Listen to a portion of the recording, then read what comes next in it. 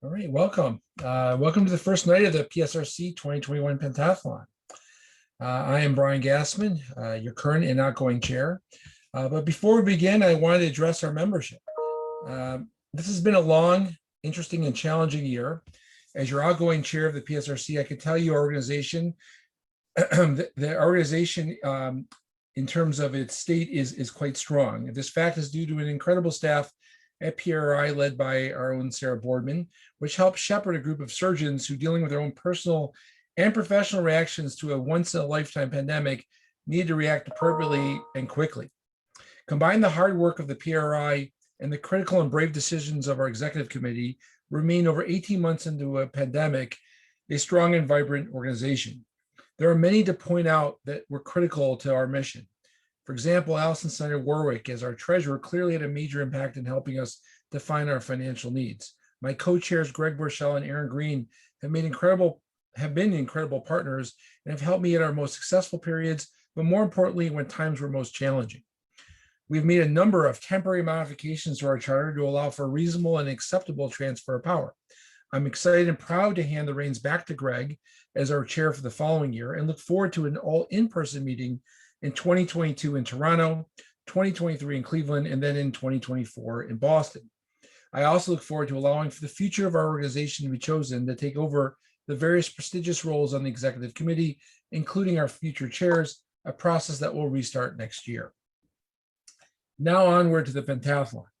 So it will be a 5-theme night of programming organized by our own research council. Tonight's program will focus on wound and tissue engineering and will be co-moderated by Doctors Derek Wan and Benjamin Levy. We would like to thank our wonderful roster of presenters and faculty for the participation. We also would like to thank our generous sponsor for tonight's program, 3M. 3M's support of the PSRC has been significant over the last year and has helped the Research Council to be able to put on our educational programs and foster a community of engaged future leaders in the field of plastic surgery research. So again, thank you, 3M. We will hear from 3M later in the program, and we encourage everyone to be engaged for this portion of the night. Before the first event of the PSRC Pentathlon begins, here are a few rules and regulations for the evening. First of all, stay on mute out of respect for our speakers. Please be sure to have your camera off while the speakers are presenting. You can turn on your camera, however, for the Q&A. Please participate in the Q&A sessions through the chat function. We want to hear your questions. The PSRC Mentorship Committee is facilitating a breakout room. Meet NIH-funded investigators getting grants with mentors like Dr. Gail Gordillo, Aaron Green, and Babak Mara through the quick shot sessions, which will begin around 7:15 p.m. Eastern tonight. Please take advantage of this opportunity to meet with these leaders in our field to ask them questions and get their advice. Please plan to join for the subsequent nights of the pentathlon. Tomorrow, Tuesday, we will do nerve and hand research. Wednesday, June 9th, craniofacial and congenital anomalies. Thursday, June 10th, transplant and microsurgery research. And finally, Friday, June 11th, breast, aesthetic, and gender affirmation research. Be sure to follow PSRC on social media and join as a member. The Research Council is the preeminent research organization in plastic surgery, and there is so much innovation and high-quality science that comes from our community. For those who aren't members yet, we would love to have you involved. I would like to now turn this over to our co-moderators for this evening, Drs. Derek Wan and Benjamin Levy. Thank you for your time and attention. All right, thank you, Brian. On behalf of Drs. Gassman, Borchell, and Green, and everyone else who helped put together this exciting evening, Ben Levy and I would like to welcome everyone to the first night of the PSRC 2021 Pentathlon. As Dr. Gassman mentioned, tonight's themes are wound healing and tissue engineering. Wound healing is a massive and growing problem, not just in the United States, but worldwide. And each year, wound-related Medicare spending exceeds $30 billion. Over 3% of all people ages 65 or older suffer from some type of chronic open wound. What's also interesting is that over the past 35 years, the FDA has only approved one drug for a wound healing indication. So there's clearly an enormous and expanding burden with need for better understanding and development of targeted treatments to restore functional tissue. Now, in light of this, we have put together an exciting program tonight, sponsored by 3M, with several presentations focused around our theme for the evening of wound healing and tissue engineering. And I'll hand it over to Ben now to describe some of the events that will be going on. Thank you, Dr. Wan. Thank you, Dr. Gassman, Borchell, Green, PSRC leadership. What an incredible idea here to have this pentathlon and break up how meetings are normally done to keep interest. It really is incredible to see just the resilience of this society, the trainees, the surgeons, the scientists, and really everyone here tonight in this past year. I think if we think of all the resilience to the adversity, changing in practice, changes in how research is done, people that were in the lab this past year haven't had other people around as much, working at random hours, core shut down, animals having to be euthanized, working off site. And the fact that there is still enough data that you all generated to make tonight possible and the next 5 nights possible, I think really speaks to the resilience and incredible talent within the society and with everyone here tonight.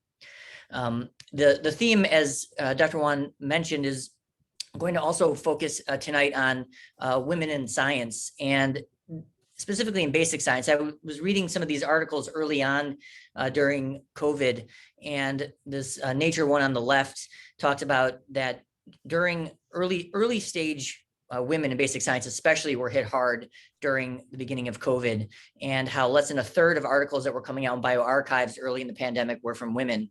And it also poses really a significant threat for some of the hard-fought gender equity gains that have been made, even though they have not been sufficient enough. And I think that it's great that this is being brought to the attention. And in this middle figure here, Dr. Nelson from Science said that they hope that COVID has given us time to think critically about what we expect of faculty, whether we make space for faculty to have lives that might involve disabilities, chronic illnesses, or cares of any sort just outside the work. So what a better way to combat this and to bring up this issue than to identify areas that can be improved and focus on us as a society improving this going forward. So as we transition back in meetings, hopefully in person, I think it's important that we keep this in the forefront and continue to work to improve how we support everyone in science. And we are lucky today to bring together 3 incredible women in science: Gail Gordillo, Valerie Horsley, and Jennifer Lisieff. I was trying to think of other big 3, perhaps in soccer: Amy Wambach, Megan Rapinoe, and Alex Morgan. So we can argue who's who in their talks tonight. But just wanted to thank them again for joining. Want to thank PSRC leadership, Dr. Wan, as well as our 2 co-moderators, Dr. Fox and Dr. Agarwal. And pass it back off to Dr. Wan. All right, thank you, Dr. Levy. So we're going to kick off the evening with our first invited speaker tonight, Dr. Gail Gordillo. Many of us already know Dr. Gordillo and the incredible contributions that she has made to plastic surgery and wound healing research. She is the Sanford and Thelma E. Glantz Professor of Plastic and Reconstructive Surgery and the Chief of the Division of Plastic Surgery at Indiana University. She's also the current PSF President. She's been awarded multiple NIH R01 grants, and her work has been published in multiple high-impact journals like Scientific Reports, JBC, and PNAS. Tonight, we have the privilege of hearing her speak on some of her work, and her presentation is entitled Biofilms and Wound Healing: A Formidable Foe is Sabotaging Your Result. I'm the Professor and Chief of Plastic Surgery at Indiana University, and I want to thank you for the opportunity to speak tonight about biofilms and wound healing. I have no disclosures.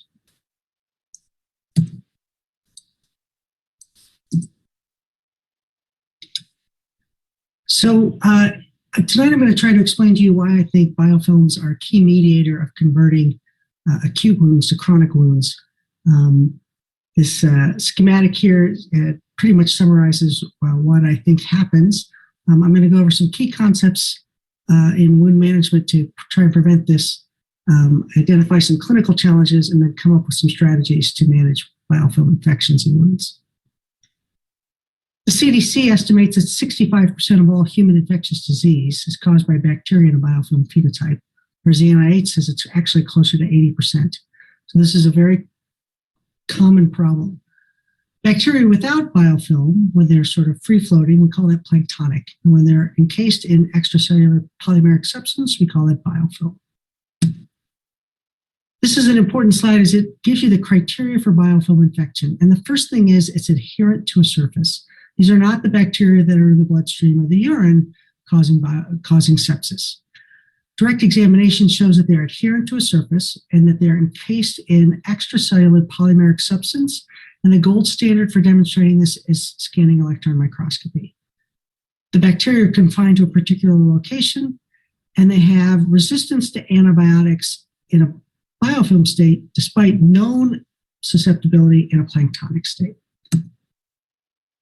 This is just a diagram of how biofilm development occurs. It's initiated by attachment of the bacteria. Those bacteria become irreversibly attached, and then they grow, and they grow in almost a vertical phase, and you'll see this in some of the pictures later on. And once they exceed their capacity to extract nutrients to support that mass, they will release bacteria and they will become adherent to the next spot on the bone, and the infection spreads. So how do biofilms convert acute wounds to chronic wounds? I like to start with a story. This is a patient of mine, 17 years old, an elite athlete, a wrestler. And he couldn't get this wound to heal, and he couldn't go back to wrestling. It had been open for 5 months, failed 3 skin grafts. The orthopedic surgeon took him back and removed the ruptured patella bursa, and still no resolution. So I went through this journey and figured out a few things, and I'll tell you how it works out at the end. So biofilm bacteria degrade soft tissues. The bacteria themselves express ceramidase. They will induce human matrix metalloproteases to degrade the extracellular matrix.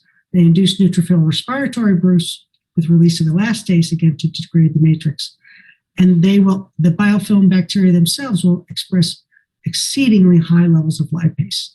So they're getting both the skin and the soft tissue envelope and the wound extracellular matrix.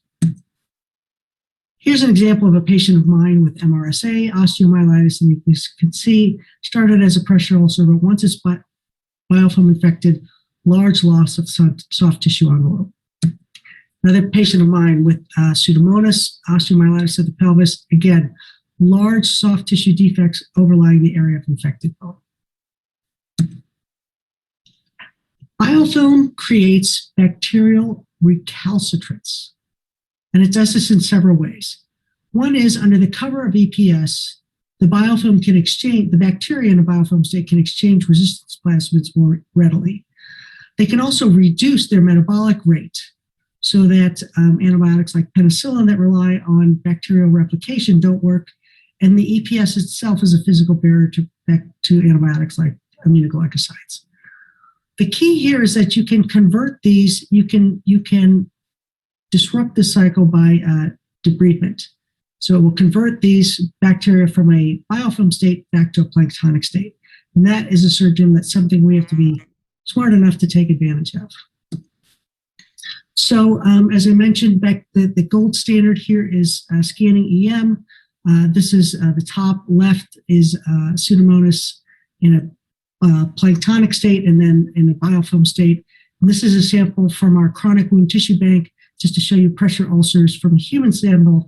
And they, again, you can see lots of bacteria and a thick extracellular polymeric substance. So these are challenging because they will also not grow in culture, particularly because of their low metabolic rate, and they don't have any inflammation. So we developed a burn model in pigs to study biofilm. We use this press that is heated to a standard 150 degrees centigrade with a standard amount of pressure application to the skin and a standard duration of time to give us a uniform and repeatable burn injury. We inoculated these pigs with both Pseudomonas and Acinetobacter, and this is done 3 days post-burn. And then we measure when it says day 7, that is day 7 post-inoculation and day 14. So we've got our scanning EM, just to clarify that the model is well established and working in terms of the bacteria are adherent and forming the EPS. And again, the imaging is similar to our human subjects. This is fluorescence microscopy, where we have fluorescent antibodies to Pseudomonas that are green, Acinetobacter that are red. DAPI is to mark nuclei, and in the top rectangles, you're looking at a a cross-sectional view of the wound tissue, and on the larger squares on the bottom, you're looking at a top-down view in our confocal microscopy, and the small, long rectangles at the bottom is the Z-stack, or the thickness of these biofilm infections. So one of the clinical challenges is that biofilm will recur after debridement. And so here again, using our pig burn model, we used laser Doppler flow measurements to show that not much flow to the eschar, and then we did debridement down to bleeding healthy tissue. And if you look again at the immunofluorescence along the bottom, you can see a robust biofilm on the wound surface. The dotted white line is the wound bed, and so we debrided and removed the biofilm. But if you look closely at 14 days, so this was done at a 7-day time point post inoculation, at 14 days, the biofilm is coming back with great vigor. So these will come back, and it's one of the reasons why I advocate for using topical antimicrobial therapies in addition to anything systemic to prevent this recurrence. This is a patient of mine who had a known history of MRSA, osteomyelitis of the sacrum. The experiment I did here basically was every time I took a debridement sample, I sent half to microbiology and half to scanning EM. If you look here, it's a stage 4, but you don't see much in the way of exposed bone.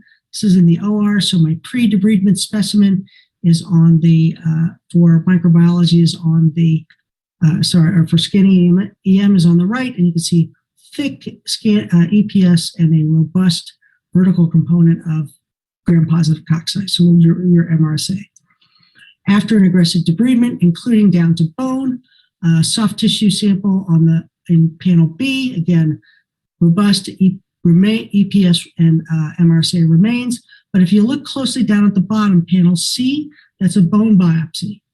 This asterisk is over tuberculated bone, and you can see a copious amount of bacteria there, the round cocci. But if you do a higher level magnification as shown in D, you're also starting to see some gram-negative rods. And what actually happened to this gentleman was none of the samples that I sent to microbiology grew anything, and so he didn't get treated, and he showed up in my office a month post-op with a recurrence of his dehiscence, and when I took the culture at that point, then I recovered the Pseudomonas. Another challenge is that biofilm disables the skin barrier function. So it looks closed, but it's not. These are our pictures of our pig burns, and you can see the 56-day wound is closed, but it doesn't look terribly healthy. And so what I proposed was that we do a functional assessment of the skin. If you look at the wound area, the closure is similar. If you look at the wound function, the skin function, and what we particularly focused on was evaporative water loss, it gets reconstituted or restored in the non-biofilm infected burn, but the biofilm infected burn skin is leaky, so it's not working. Even though there's a physical barrier there, some of the finer parts are not working. So it turns out that the biofilm inhibits the expression of zona occludens 1 and 2. These are the junctional proteins that regulate evaporative water loss from the skin. And when we looked at this with again, our immunofluorescence, you can see on the top rectangles, the control, the burn without infection, robust expression of zona occludens 1 and 2 at 35 days, whereas the biofilm infected burn wounds have a paucity of those junctional proteins.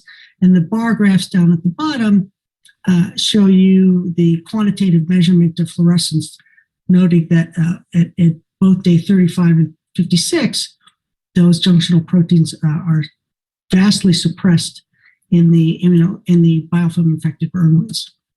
This is also true. We didn't do biopsies for these, but when we measure transepidermal water loss in our patients with a history of chronic wounds that are now deemed closed by the clinician, when we measured transepidermal water loss, a significant portion still had very elevated or dysfunctional skin. Another clinical challenge for this is that you can't detect, you routinely not detect these organisms in culture. As I mentioned, they will disable innate immunity. And so as a result, they do this by attracting neutrophils by sort of luring them with planktonic bacteria or LPS, and then they'll excrete exotoxins that kill them, and then they'll eat the bacteria, the dead neutrophils, as a nutrient source. The EPS is also impervious to reactive oxygen species, and eventually In a chronic wound, the neutrophils and the macrophages stop coming because they know they're going to die. So this is a sternal. We did a sternal wound study. You're all familiar with this. We took a cohort of 9 patients. 6, all of them were going back for repeat sternotomy on an elective basis. 3 were for a had previous valve surgery, and 6 were going back for sternal wound infection. And you can see the sternal wound infections were all in the red boxes. Only 2 of the 6 had positive wound cultures. So that's a pretty low yield. And that's one of the big challenges with this infection. We did both the confocal microscopy and the scanning EM on all 9 patients' sample materials that we got from the OR. Again, it just shows you the phalloidin here is our cytoskeletal sort of housekeeping marker, and then staph in green. If you look at the confocal Z-stack along the bottom, you can see thick, vertically, robust biofilm and a copious amount of staph present. Here's the scanning EM. You can see the sternal wires at the top for the the sternal wires on the left column.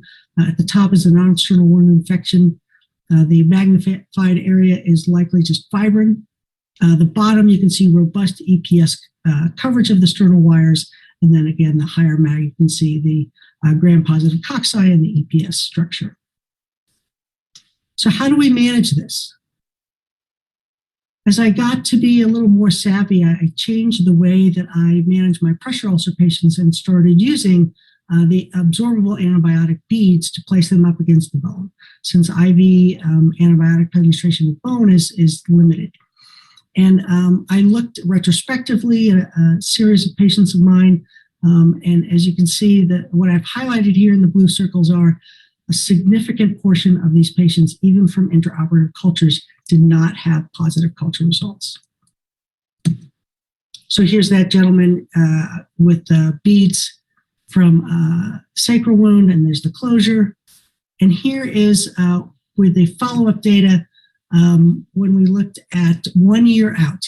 So my recurrence rate for patients without beads went from 39.4% to 12.5%. Also significant was the increased incidence of seroma. That's a known complication of these calcium phosphate beads. So that was also increased.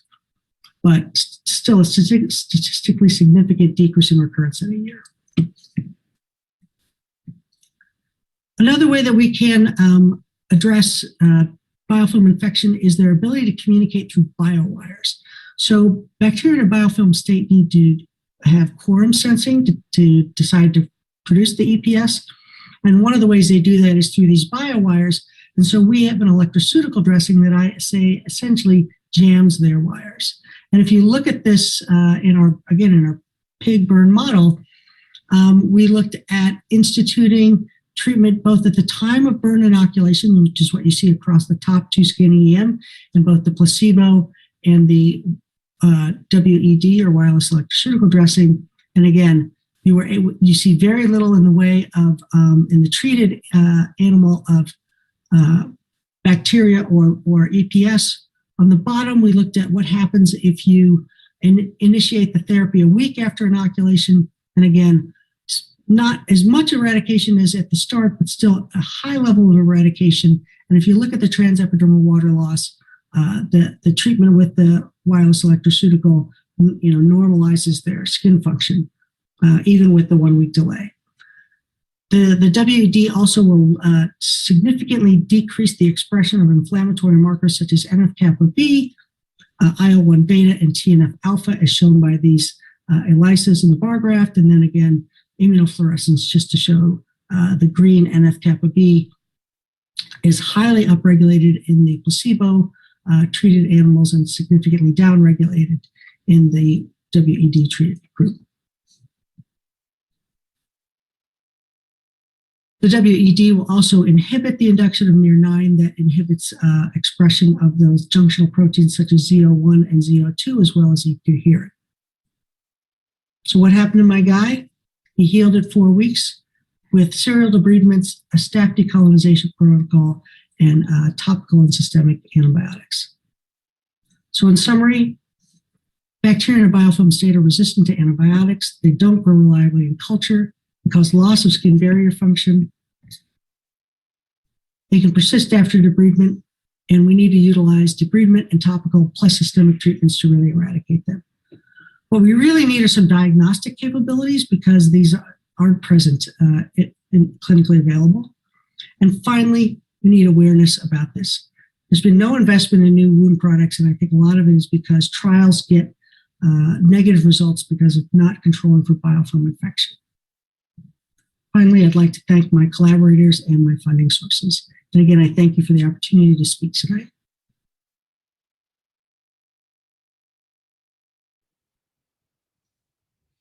Thank you, Dr. Gordillo. You serve obviously as a mentor and role model to many of us here tonight, and thank you for sharing this incredible science. We are now going to be hearing from the top presenters that were scored from the abstracts this year in the theme of wound healing. And I would like to introduce our moderator for this session, which is Shirley Agarwal. He is an assistant professor of surgery at Harvard Medical School and plastic surgeon in the Division of Plastic Surgery at Brigham and Women's Hospital. He completed his medical school at University of Chicago, followed by a residency in plastic surgery at University of Michigan. During the time, he completed a 2-year NIH-funded postdoctoral research fellowship to study wound healing after trauma. He went on to complete a 1-year fellowship in microsurgical reconstruction with an emphasis on lymphatic reconstruction with Dr. David Chang at the University of Chicago. And in addition to microvascular surgery, he's interested and is building a laboratory focused on developing autonomous cell therapies for fibrotic conditions, including lymphedema. He's already had an incredible start to his career, and we're very lucky to have him here tonight. In addition to all these accolades, he's also a truly wonderful human and nice person. And I will now turn it over to Dr. Agarwal. Thank you. Thanks, Dr. Levy. First, I'd like to thank Drs. Borchell, Gassman, and Green for making this conference a reality. Drs. Gordillo, Horsley, and Alicia for sharing their expertise and experience with us today. And thank you, Dr. Levy and Dr. Wan, for the invitation to moderate today's session. Congrats to all the presenters who put in a significant amount of work, not only into their presentations and the abstracts to get selected for today, but all the experiments and study execution leading up to today.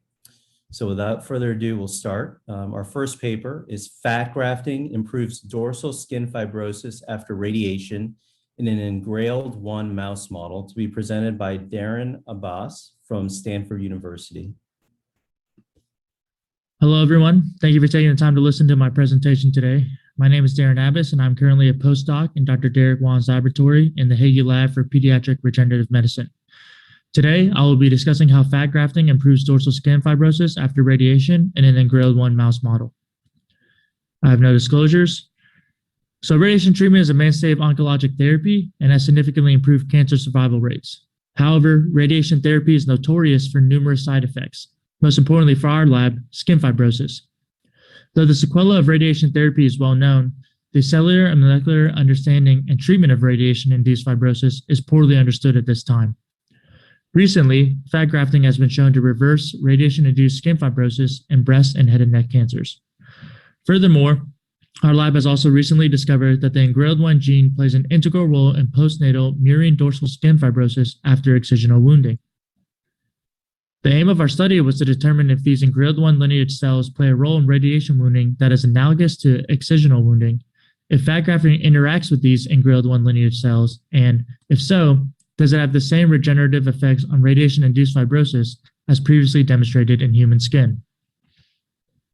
To study this, we utilized 5 Engrailed 1 Cree R26 MTMG transgenic mice, which underwent 9 gray of whole-body radiation for immunodepletion with subsequent bone marrow transplantation via retroorbital injections from NSG donor mice. These mice recovered for 2 weeks, and reconstitution of bone marrow was checked using fluorescence-activated cell sorting, also known as FACS. After adequate reconstitution of bone marrow was achieved, these mice then underwent 30 gray of radiation to the scalp, fractionated into 5 gray doses every other day for 12 days after mechanical and chemical depilation of the scalp to mimic breast cancer radiation therapy regimens. These mice recovered for 4 weeks after scalp radiation to allow for the development of fibrosis, and then underwent fat grafting in the subdermal space of the scalp with 1,000 microliters of lipoaspirate from healthy human donors. 8 weeks of recovery time was given to the mice after grafting, and then the scalp skin was harvested for histological and FACS analysis. Throughout the 8 weeks of recovery time after grafting, fat graft volume was also monitored using micro CT scans to determine adequate fat graft retention. Here are the FACS plots from 2 weeks post bone marrow transplantation that demonstrate greater than 90% reconstitution of CD45 positive cells, which are a marker for hematopoietic stem cells. This demonstrates adequate bone marrow reconstitution.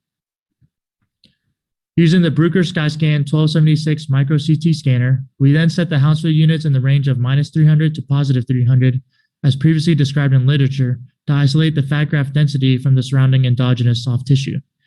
We then use three-dimensional reconstructions using cubic spline interpolation to determine fat graft volume as a percentage of the original transplanted volume. The left-hand side of this slide shows representative images of this three-dimensional reconstructions.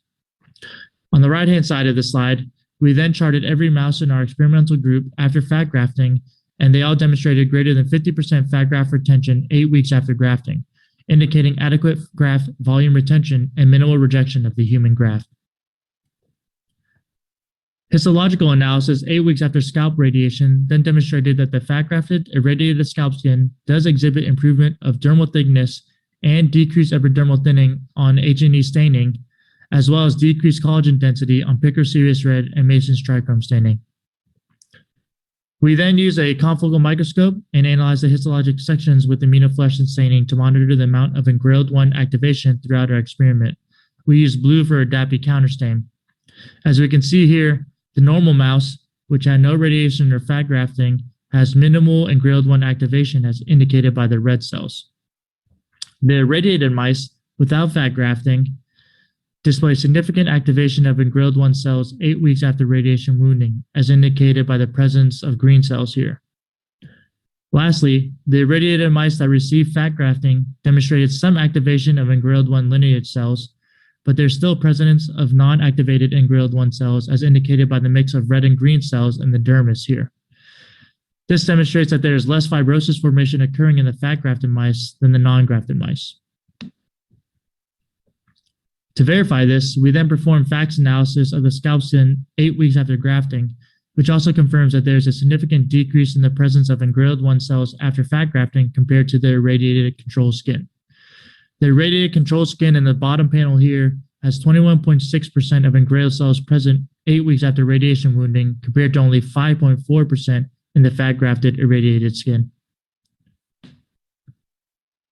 Therefore, with our experiment, we have demonstrated a reliable experimental murine model for immunodepletion and fat grafting of irradiated skin, activation of engrailed 1 lineage cells, and radiation wounding, in addition to excisional wounding, and that fat grafting prevents activation of these engrailed 1 lineage cells, which potentially plays a key role in its regenerative effects in fibrotic states. I would like to thank Dr. Derek Wan and Michael Longacre for their help with this project. I would also like to thank all the members of the Wan and Longacre lab for their assistance in this project, especially Christopher Lavin, Evan Fahy, and Michelle Griffin. I would also like to thank our funding sources in NIH, National Institute of Dental and Craniofacial Research, Plastic Surgery Foundation, and the Hagee Laboratory for Pediatric Regenerative Medicine. Thank you. Thank you, Dr. Abbas. As a reminder to everyone, please feel free to enter your questions in the chat box, and I'll read these out loud after our third presentation today. Our next paper to be presented is titled Genetic and Mobilization-Based Alterations in Matrix Alignment to Mitigate Aberrant Cell Fate Determination, to be presented by Chase Pagani from the University of Texas Southwestern in Dallas, Texas. Thank you for the opportunity to share our group's work here at PSRC. I'm excited to share some of our findings regarding changes in extracellular matrix modeling and mesenchymal progenitor cell differentiation following injury in the context of heterotopic ossification. I have nothing to disclose. Heterotopic ossification is an example of aberrant mesenchymal progenitor cell fate, which is the formation of bone and soft tissues of the musculoskeletal system. This is distinct from calcified tissue as the bone progresses through endochondral ossification and has a marrow cavity. Previous work by our group and others has identified that tendon mesenchymal progenitor cells differentiate into chondrocytes and osteoblasts, leading to heterotopic ossification. We know that the deposition of extracellular matrix following injury is critical to healing, and that cells respond to the extracellular matrix, leading to the activation of differentiation pathways. However, it is unclear how cells interact with the matrix following injury. We set out to identify a collagen binding protein that may influence downstream transcription and modulate cell differentiation, study the effect this protein has on matrix reorganization, and identify a treatment to target this protein to mitigate aberrant wound healing after trauma. To do this, we use a reliable and reproducible mouse injury model that mimics human heterotopic ossification within the tendon. We perform a 30% total body surface area burn to the dorsum of the mouse and cut the Achilles tendon in the left hind limb. This begins a cascade of inflammatory, chondrogenic, and osteogenic pathways, resulting in total bone formation by 9 weeks post-injury. HO is formed surrounding the calcaneus and within the residual tendons following the burn synovial injury. To identify a potential extracellular matrix binding protein, we use single-cell RNA sequencing. We harvest and process cells from the tendon of an uninjured mouse and from mice that received the burn synovial injury 1 and 6 weeks after injury. Each dot of this plot represents a cell, and dots that are close together are unique cell populations. The MPC population is circled in red, which is PGFR alpha and PRX1 positive. Interestingly, collagen type 1 and collagen type 3 are 2 of the top 4 most differentially expressed genes in mesenchymal progenitor cell populations. We're surprised to see that the cells apparently differentiating into heterotopic ossification were contributing the most to the extracellular matrix. We then looked at collagen binding proteins to see if cells expressing collagen were also binding to collagen, leading to transcriptional changes. We found that the gene DDR2, which encodes the protein discordant domain receptor 2, was highly and uniquely expressed compared to other collagen binding proteins, including its sibling DDR1 and 2 common integrins, which were not specific to mesenchymal cells. DDR2 is a transmembrane protein receptor that binds directly with fibrillar collagens. It is a tyrosine receptor kinase that is activated when binding to collagen fibrils. This leads to downstream signaling through SRC, MAC-ERK, and AKT signaling pathways. Using both DDR2 LAC-Z and immunohistology staining, we found DDR2 to be highly expressed at the injury and in PGFR alpha positive cells. Following injury, there's a slight upregulation of DDR2 expression compared to uninjured controls. Collaborators of ours in the James Laboratory at Johns Hopkins stained HO lesions harvested from human patients and found that both DDR2 and the activated form phosphorylated DDR2 were found in PGFR alpha positive mesenchymal bone progenitor cells, highlighting that this mechanism is likely also to be at play in human HO formation. Since we have identified a protein receptor highly expressed in our cells of interest, we wanted to see if it has an effect on bone formation and ECM alignment.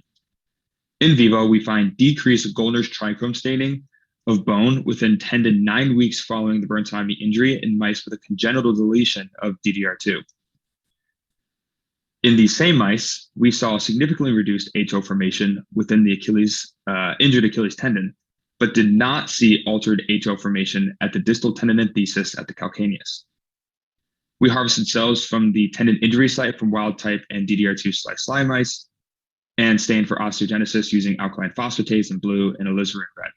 Alkaline phosphatase is an early marker of osteoblast differentiation, and ALP expression marks active bone formation. Alizarin red stains for calcium deposits. They're often used together to show osteoblast activity. Cells with the DDR2 deletion, when compared to wild-type cells, had decreased ALP and ARS staining. We also treated cells in culture with dasatinib, which is an inhibitor of the kinase domain on DDR2. Cells were treated with 10 micromolar dasatinib for the entirety of the experiment in osteogenic differentiation medium. We found effective inhibition of DDR2 and decreased ALP and alizarin red staining as well, showing a decreased osteogenesis. These findings suggest that DDR2 expression and signaling leads to increased HO formation. Previous work by our group highlighted that when we immobilize the hind limb of a mouse following a traumatic tendon injury, we're able to prevent HO formation and alter extracellular matrix deposition. We're curious whether DDR2 deletion had a similar effect on the extracellular matrix following injury. Using second harmonic generation of the collagen, we visualize collagen fibers. A high anisotropy score corresponds to higher alignment of collagen fibers.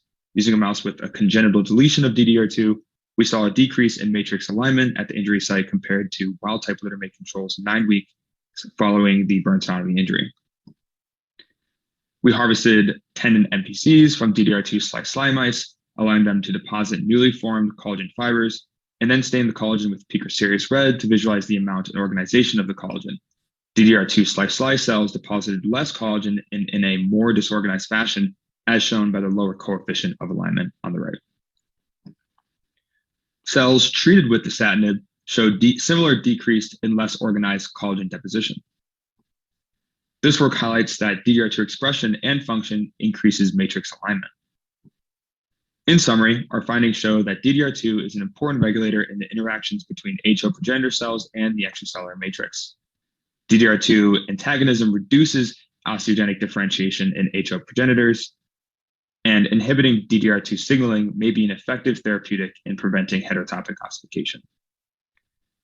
With that, I would like to thank Dr. Levy, those from our group and collaborators that contributed to this project, as well as our funding sources.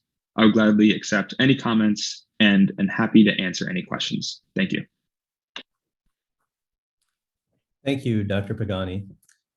Next, we have Dr. Heather Desjardins Park from Stanford School of Medicine to be presenting the next paper titled Multimodal Molecular Analysis Reveals Divergent Trajectories of Wound Regeneration versus Fibrosis.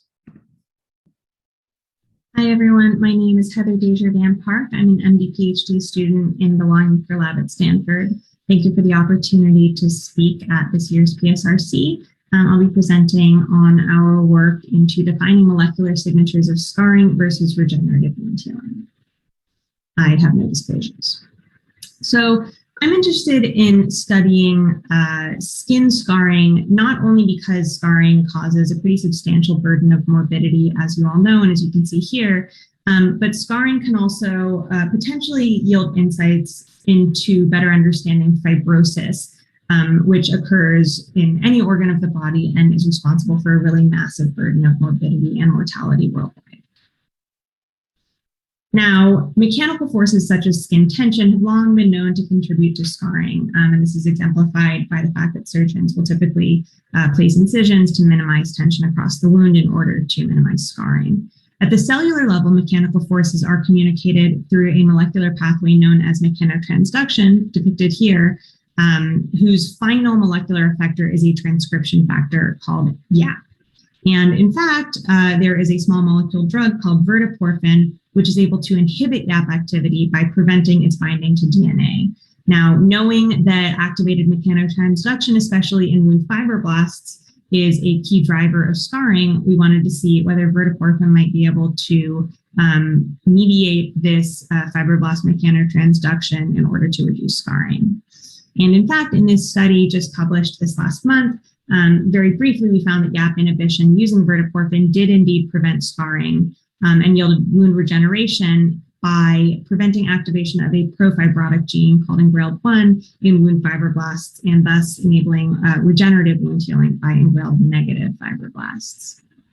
And importantly, just to confirm there was true wound regeneration, we found that verteporfin-treated wounds met these three criteria for regeneration rather than scarring. So they regrew dermal appendages, including hair follicles and sebaceous glands. They restored a normal extracellular matrix ultrastructure, and this is shown as assessed by our machine learning image analysis pipeline, where we can see that the ECM parameters measured for unwounded skin and verteporfin cluster very closely together as compared to the distinct PBS-treated scar. And finally, we saw that verteporfin-treated wounds restored mechanical strength akin to unwounded skins, in contrast to the weaker scars. So in order to really determine what molecular events and pathways characterize these two divergent healing outcomes, scarring versus regeneration, we performed this multimodal analysis in order to analyze the processes of scarring and regeneration sort of throughout the time course of healing. These modalities that we used included single-cell RNA sequencing, protein sequencing, and the matrix ultrastructure analysis I mentioned in the last slide. Our sort of ultimate goal is to establish a map, if you will, of the molecular sort of trajectories of regeneration versus scarring. So we first looked at our single-cell RNA-seq data, and I'm going to be focusing on our fibroblast data for the remainder of this presentation because it was, frankly, the most interesting. We first took our single-cell RNA-seq data and clustered those data in a manner that was blinded to treatment condition, PBS or verteporfin, across healing time. And we identified this embedding wherein the early time point wound cells are all kind of clustered around this branch point, but then as cells progress to later healing time points, they take one of two kind of divergent trajectories. And we were excited to find that this upper arm was almost entirely lacking in unwounded skin fibroblasts and instead was enriched with scarring wound fibroblasts, whereas this bottom trajectory had the vast majority of unwounded skin fibroblasts seen here, and was also enriched for vertiporphin treated wound fibroblasts. So we're putatively calling this upper arm a fibrotic trajectory, while the bottom may be a regenerative trajectory. And in fact, when we looked at the genes that were actually expressed in cells in these two arms, we found that cells in the upper fibrotic arm were enriched for profibrotic and sort of activated fibroblast markers such as DPP4, FAP, and Jun, as well as activated mechanotransduction signaling, while cells in this bottom putatively regenerative arm are enriched for development-related and regeneration-related markers, including many genes involved in BMP and Wnt signaling. We then integrated our single-cell RNA-seq data with our other data modalities. And we were able to do this because we had collected data for all of these different modalities in a manner that tracked the individual mouse from which each data set and sample came. And this allowed us to later go back and impute our ECM and protein expression data onto the single-cell RNA-seq manifold. So we could see how different ECM and protein features actually were distributed over these two trajectories. And I'll just briefly go over some of the more interesting findings. So at the protein level, cells in the upper fibrotic arm tended to express more proteins that were related to activated mechanical signaling and fibrosis, while these types of genes were relatively much less enriched in the bottom arm. With regard to the ECM data, we were able to identify these sort of clusters consisting of sets of different ECM parameters that characterize different time points throughout the wound healing process, as well as different wound healing outcomes, such as regeneration versus scarring. So just to focus in on one gene, which was strongly enriched in the regenerative arm and minimally expressed in the fibrotic arm, was a gene called TRPS1. And one reason we were interested in this gene is that it encodes a transcription factor that actually competes with YAP for DNA binding. So we wondered whether it might be a mediator of regeneration in the context of vertiporphin treatment, where YAP is sequestered and not able to bind DNA. And what's more, TRPS1 is also known to be involved in hair follicle development, and it's actually even been implicated in human hypertrichosis syndromes. And of course, this is promising as hair regeneration is a key feature of our wound regeneration. And through immunostaining, we confirmed that TRPS1 expression was in fact increased at the protein level in vertiporphin treated wounds. And really even more excitingly, we saw that TRPS1 expressing cells were very much clustered around these regenerating hair follicles. So our next step, which is very actively underway, is to determine whether TRPS1 expression is necessary and or sufficient for the regeneration that we see in vertiporphin treated wounds. I'd like to thank everyone who's been involved in this project. It's a really huge team, particularly co-leads on the project, Shamik Musharek and Mike Janicek, as well as everyone else across the Jackson, Wan, Gertner, and Longacre laboratories who's been involved with this work. And thank you all for your attention, and I'm happy to take any questions during the discussion period. Thank you, Dr. Desjardins Park. If the last three presenters would now turn on their cameras, I'd like to open this up to the attendees for questions and answers. And we can use the chat feature if you have a question, please. The first question, I think Dr. Wan actually had a question that he wanted to ask. Yeah, thank you, Dr. Agarwal. I just wanted to ask this question for Chase. This is an incredible talk, and it's phenomenal work that you've done to identify this protein DDR2 that's upregulated with heterotopic ossification. I just had a question about the mouse model that you used and also the inhibition of DDR2 effects. In the mouse model, Were there any changes in the capacity for these mice to form bone? And in the model where you actually inhibited the DDR2, do you think that has any implications in bone healing, bone formation, not just inhibiting heterotopic ossification formation? Thank you. That's a great question. The DDR2 SLY model has been studied previously by Dr. Franceschi out of the University of Michigan. He's in the dental school there, and he was the one that actually provided these mice to us. And he has found that deletion of DDR2 does have an effect on bone development in these mice. So there usually are slightly smaller mice, and I believe they also exhibit decreased bone density. So definitely do exhibit a slightly different phenotype, a bone phenotype in those mice. And I'm sorry, could you please repeat your second question? Yeah, sure. I just wanted to ask you about the second part where you inhibited the DDR2. Do you think that would have any implications on bone healing, or the opposite, if you upregulated DDR2, could you promote bone formation in other sites where you potentially could need more bone? Yes, I believe that inhibiting DDR2 could be an effective treatment for heterotopic ossification, but perhaps if we upregulate DDR2, it could also be an effective way to promote bone healing. So yes, I think that would be an interesting study to both to upregulate DDR2 and see if there would be a positive effect on perhaps a fracture model. All right, thank you. It's again phenomenal work, and I look forward to hearing more from you and your group in the future. Thank you. So I'll go ahead with the next question for Dr. Abbas.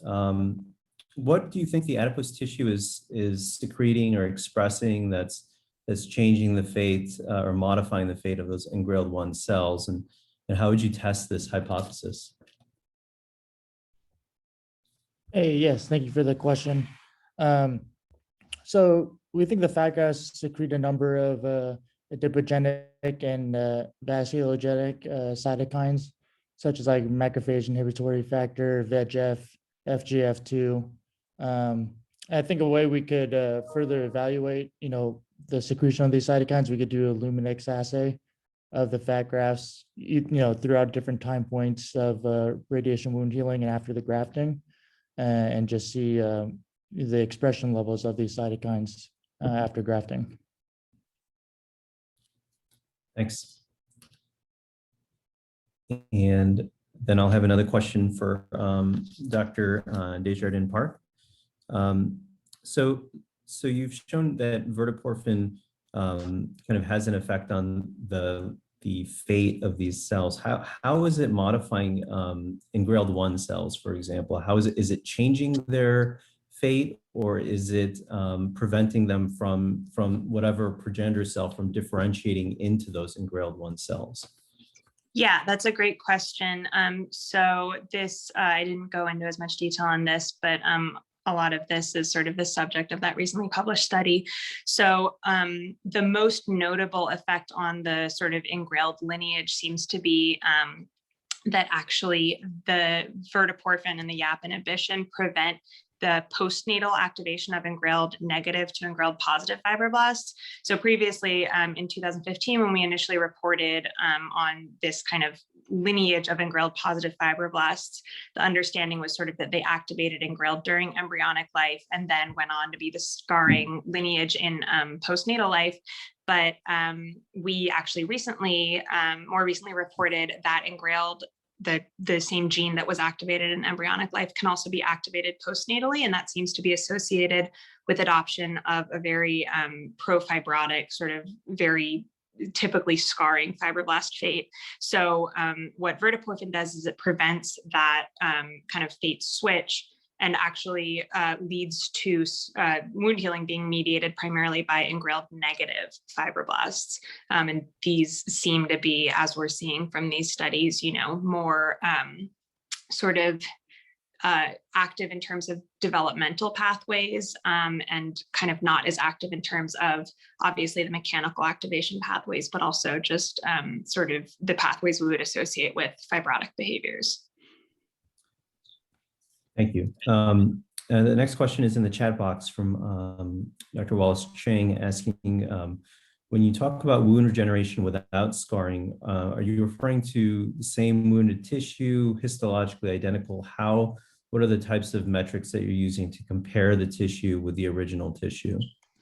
Yeah, so another great question. So I think this is something that kind of the study of scarring has long suffered from, in that we don't necessarily have really great objective metrics to compare sort of how bad a scar is. So this has been kind of some other work in our lab is developing better metrics for assessing this. So the sort of three criteria that we have come to use to kind of define what makes a scar, and therefore what would have to be met for something to be called not scarring, but instead regeneration, are number one, scars typically lack any dermal appendages. So that's things like hair follicles, sebaceous glands, sweat glands, and we do see regeneration of those with verteporfin.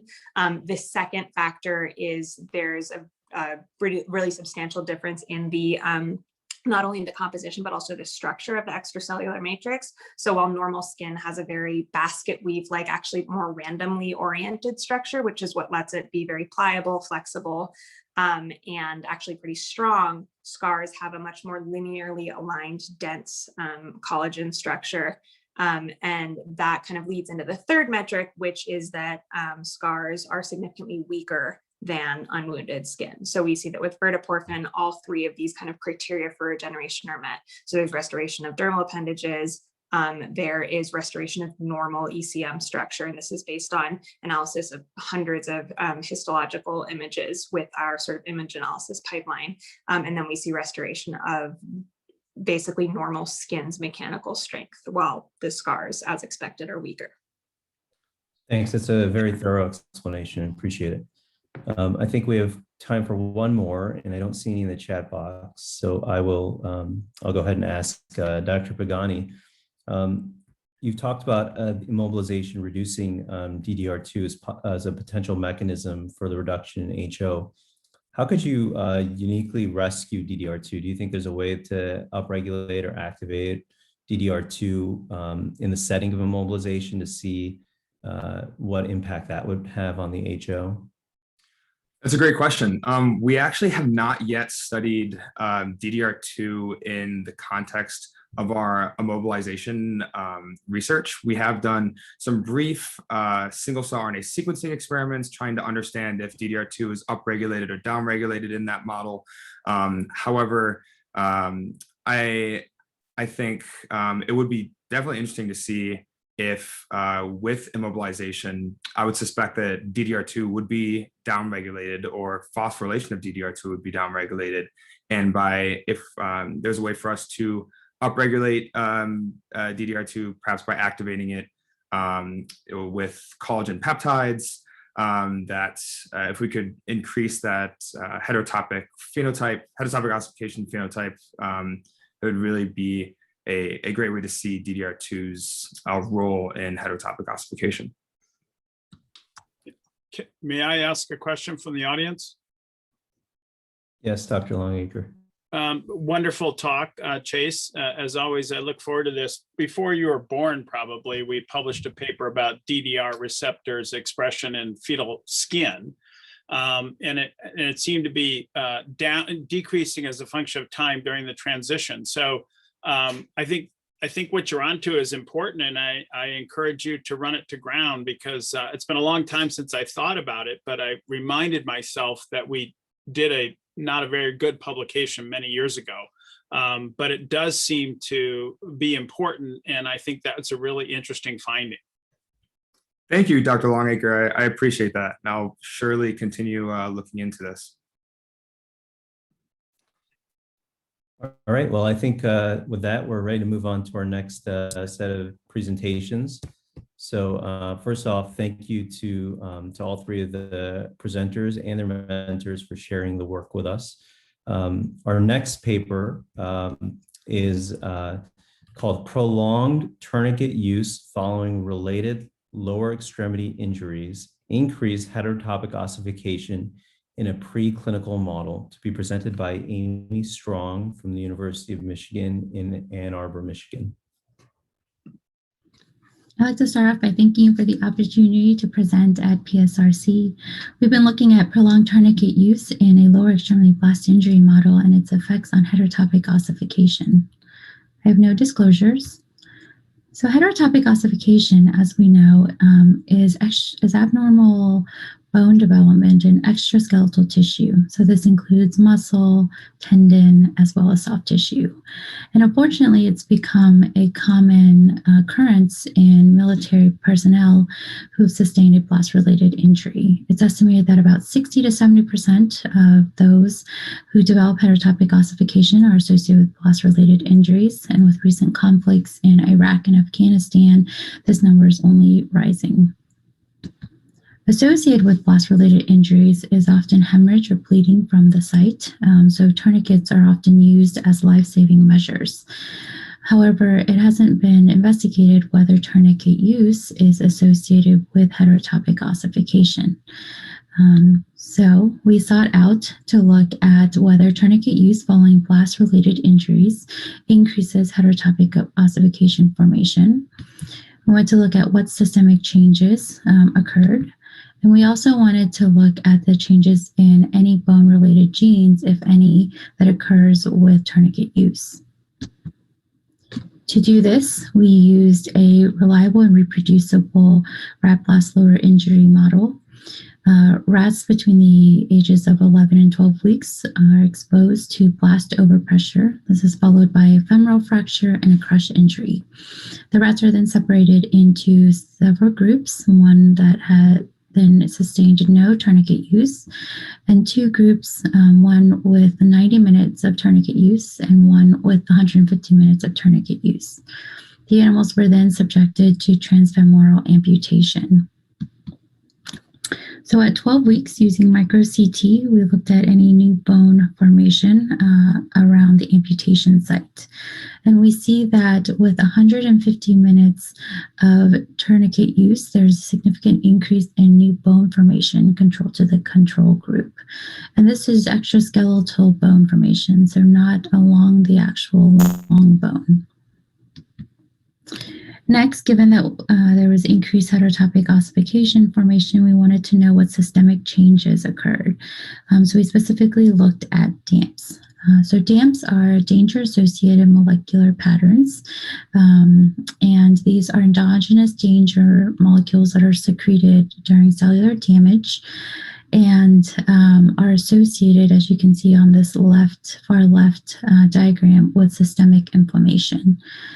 So at 6 hours after our model, we looked at the expression of these two common DAMPs and found that with 150 minutes of tourniquet use, there was significant increased expression of these two particular DAMPs. This was compared to the control group. Next, we wanted to look at the changes in inflammatory cytokines and chemokines.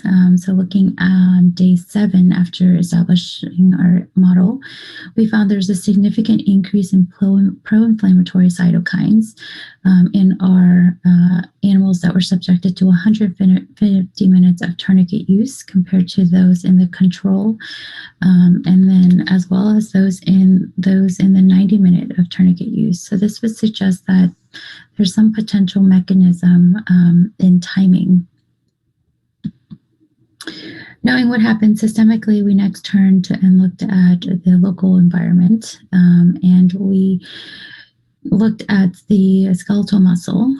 Compared to normal skeletal muscle, as we can see on the far left, those that have been exposed to tourniquet demonstrated increased septations between the muscle fibers, as well as increased neutrophil infiltration. And then by day 7, you can see significant changes overall in the tissue. Histology, this is classically characterized with increases in monocyte degeneration and fibrosis.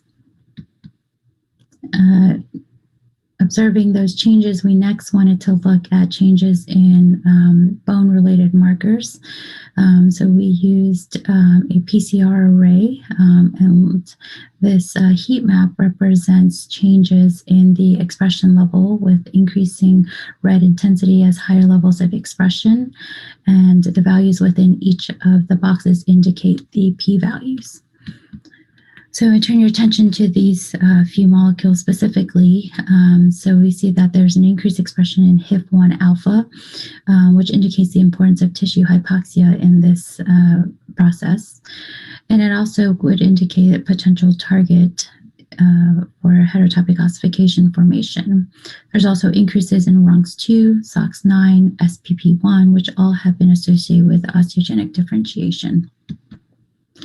So in conclusion, tourniquet use in blast-related injury model increases HO formation. There is also increases in DAMPs and pro-inflammatory cytokines systemically following tourniquet use in a blast-related injury model. And these increases were also associated with increased osteogenic factors locally in the muscle, specifically HIF-1 alpha, RUNX2, SOX9, and SPP1. So I'd like to thank Dr. Levy, those in our group, our collaborators, and our funding sources. And I would be happy to take any questions or comments. Thank you. Thank you, Dr. Strong. The next presentation will be made by Anjali Raghuram from Keck School of Medicine in Los Angeles, California, presenting the next paper, 3D Transglutaminase Fibronectin Hydrogel Therapy improves the healing of chronic irradiated porcine skin wounds. Hi, my name is Anjali Raghuram, and I am an incoming intern at the University of Pittsburgh Medical Center, and I would like to thank the members of the council for this opportunity to share our work investigating the role of 3D transglutaminase fibronectin hydrogel therapy for healing of chronic irradiated porcine skin wounds. This study was supported by funding from the Center for Dental, Oral, and Craniofacial Tissue and Organ Regeneration. As some background for this work, radiation therapy, or radiotherapy, is recognized as an important mainstay in the treatment of several cancers, including those of the breast, cervix, prostate, and head and neck regions. Unfortunately, this therapy can result in adverse effects on surrounding skin and tissue. Features of chronic radiation injury include skin fibrosis, osteoradionecrosis, lymphedema, plexopathy, and non-healing ulcerative wounds as shown here. These wounds pose a formidable treatment challenge and are not amenable to conservative wound care practices, including dressing changes. When these measures fail, patients have need for serial debridement procedures and vascularized tissue coverage. Our lab previously demonstrated that fibronectin, a chief glycoprotein and extracellular matrix component, is found to be significantly downregulated in irradiated skin. We further found that topically administering fibronectin led to improved irradiated murine wound healing with decreased inflammatory sequelae. When we consider the topical delivery of fibronectin, there are a couple of different mediums available. Hydrogel dressings are moisture-rich dressings that promote wound epithelialization and progression through stages of wound healing, otherwise impaired in chronic wounds. These dressings additionally provide for sustained and incremental release of bioactive compounds. Thus, the concept that we devised was to incorporate fibronectin enzymatically into a hydrogel dressing for healing of these chronic irradiated wounds. In devising a timeline for this experiment, we collaborated with the USC Departments of Radiation Oncology and Physics to determine an optimal radiotherapy protocol. We administered a total of 27.5 gray irradiation in 5 fractionated doses of 5.5 gray each. We then allowed 6 weeks for the mini pig's skin to reach a chronically irradiated state, progressing through some of the acute radiation injury features of hyperemia and depilation to longstanding desquamation and skin thickening. After 6 weeks, on what we will call postoperative day 0, we performed full thickness surgical wounding and administered fibronectin hydrogel treatment to half of the wounds and control hydrogel to the other half. For the first week following treatment administration, we performed serial blood draws to assess for systemic levels of fibronectin. For 4 weeks following wounding, wound healing was assessed grossly with photography. On postoperative day 28, or experimental endpoint, the mini pigs were euthanized and their tissue was collected for molecular and morphologic analyses. Hydrogel dressings can vary in their percentage of collagen or gelatin substrate, and the formulation that we chose contained 4.5% gelatin. Now, prior to performing this experiment in vivo, we assessed fibronectin release in vitro via these dressing constructs. We noted that there was maximal release of fibronectin on day 4, thus indicating that this type of dressing would be useful with a weekly dressing change regimen. When looking at our specimens harvested from serial blood draws, we found that there were no systemically detectable levels of fibronectin, as shown by our ELISA results in panel B. Thus, our treatment likely acted locally and was metabolized by the native wound enzymes. Several authors have published porcine injury models ranging from burns to irradiation, and we comparably validated our porcine irradiation injury model. To quantify mRNA levels of transforming growth factor beta-1 and SMAD3, which are established mediators of radiation-induced injury and fibrosis, we performed RT-qPCR. We looked at protein levels of TGF-beta1 as well with ELISA.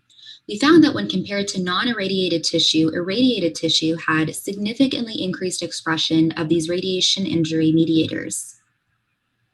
Gross wound photography over the 4 weeks following wounding and treatment administration indicated that our fibronectin-treated wounds healed more quickly than their control counterparts. As shown by this wound healing curve, by post-wounding days 14, 21, and 28, there was a significant difference in the closure of the fibronectin hydrogel-treated wounds compared to the controls. These wounds did appear to heal grossly, but we further evaluated the quality of wound healing histologically. On this slide, we have representative control and fibronectin hydrogel treated wounds.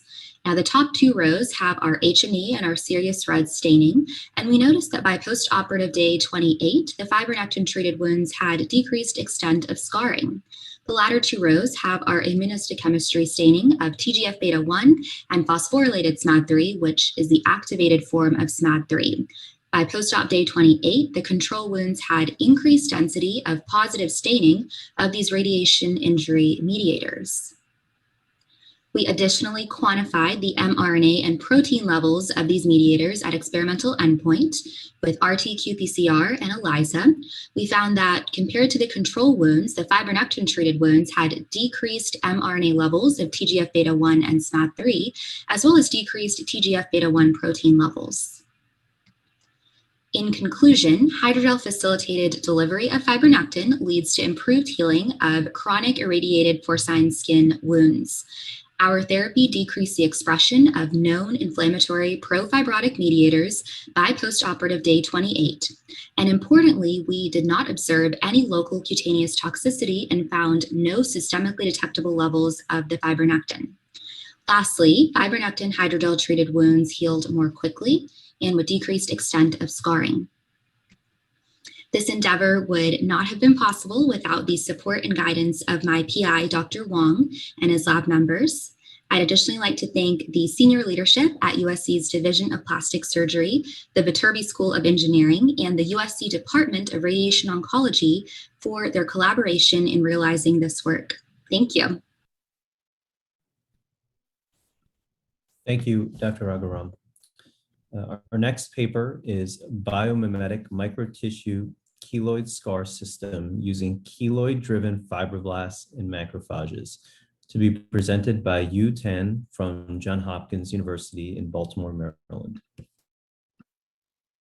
Hello, everyone. Today, I'm going to talk about my research with a topic, biomimetic microtissue keloid scar system using keloid-derived fibroblasts and macrophage.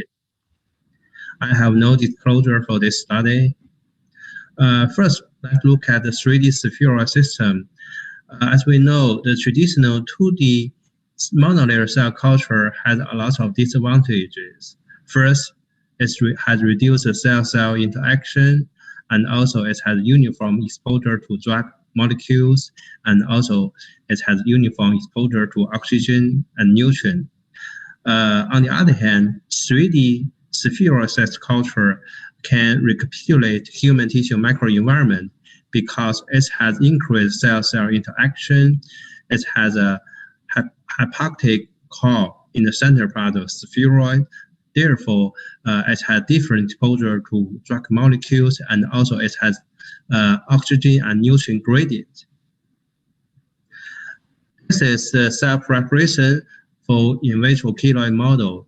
There are two major cell type of in keloid tissue formation, fibroblast and macrophage. First, we get the keloid tissue from patient, and then we mass into small pieces, and then we put the mice keloid tissue into the petri dish for cell culture, and over the time, the keloid-derived fibroblast could grow out of the tissue. And on the other hand, we purchase the commercial human monocyte, and we further differentiate into CD68 positive macrophage. And now we have the two major cell type for keloid sphere fabrication, keloid-derived fibroblast and macrophage. And we have commercial fibroblast as control. And this picture shows how we make a spheroid. And first, we prepare the fibroblast and macrophage cell suspension with 16:1 ratio, and then we see this cell suspension into non-adhesive aqueous mode. After 2 days, we got this spheroid in the aqueous mode. And this is a group design for this study. So we have 2D monolayer culture, and we have 3D spheroid. And for the 2D monolayer, we have 4 groups. First is a commercial fibroblast only, and the second is a CF16. This is commercial fibroblast 16 versus macrophage 1 ratio. And then we have another 2 groups for keloid-derived fibroblasts.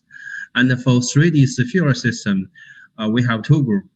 First is control is a commercial fibroblast 16:1 to macrophage, and then we have last one as a keloid-derived fibroblast and the macrophage with 16:1 ratio.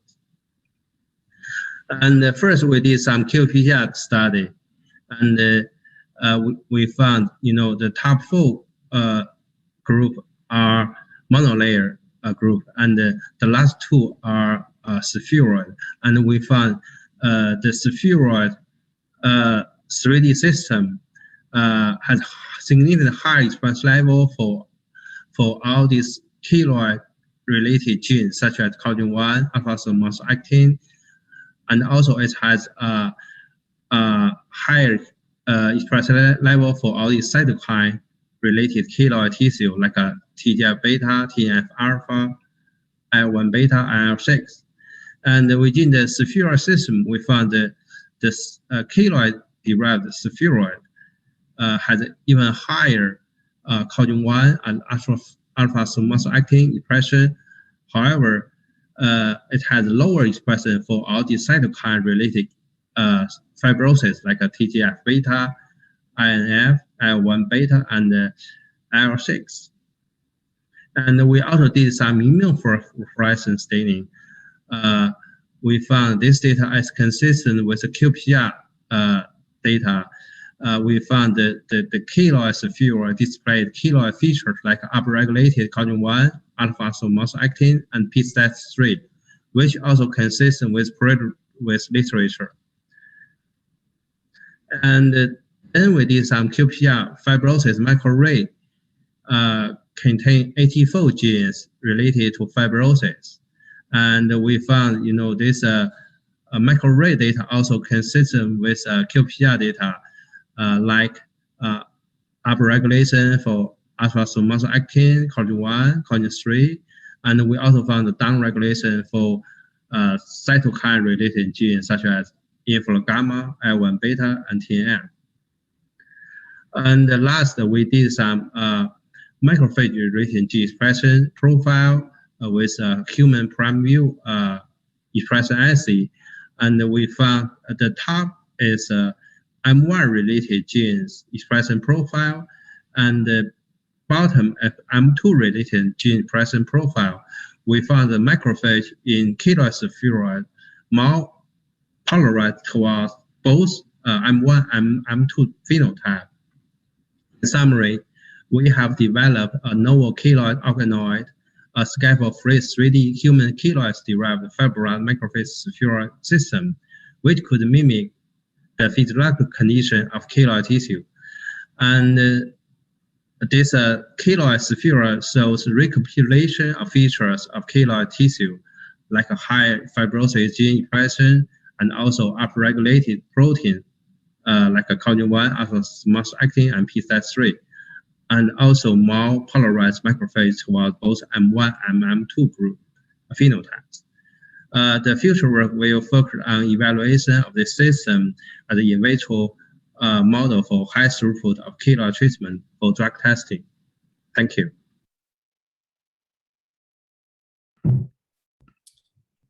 Thank you, Dr. Tan. If the last three presenters would please turn on their cameras, I'd like to open this up to the attendees for questions and answers. And similar to prior, please use the chat feature if you have a question. We'll let this start off with Dr. Wan again. All right, thank you, Dr. Agarwal. I have a question for Anjali. Anjali, once again, congratulations on your work. I always enjoy listening to your presentations. And I just wanted to commend you guys on the phenomenal work you've been doing in pigs and how similar the skin is to humans. So it makes your findings really exciting.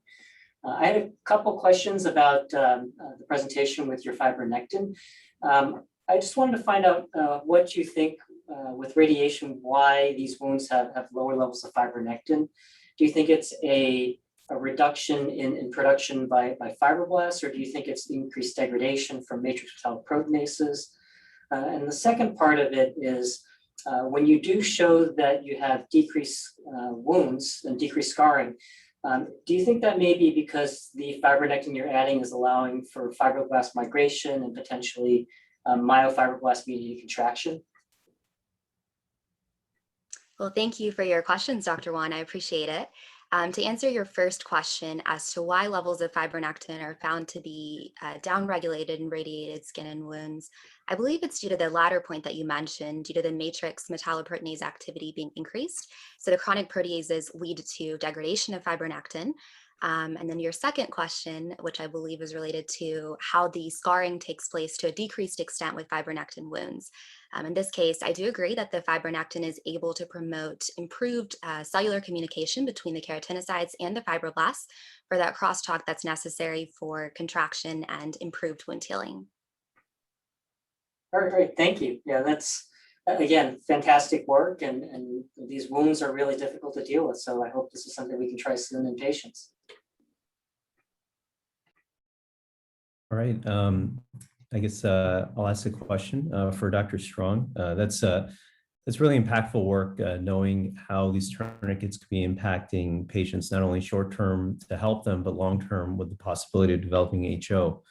So it's really important work. How would you modify HIF-1 alpha levels in patients who've had tourniquets, either with therapy or any other type of intervention that you would consider? Yeah, thank you for that question. So there's HIF-1 alpha inhibitors out there right now that are being tested.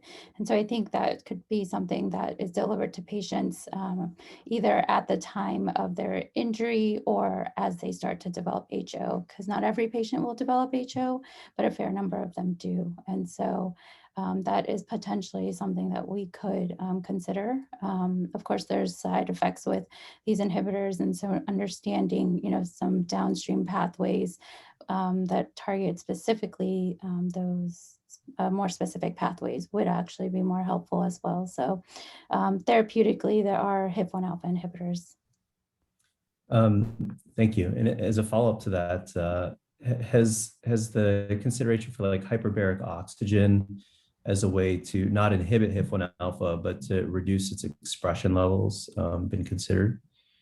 That's a good question. I don't know the specifics to that. I would imagine that it probably would. Obviously, HIF-1 alpha is expressed in hypoxic environments. And so if you provide patient with extra oxygen, I would assume that that would bring down some of the levels. Thank you.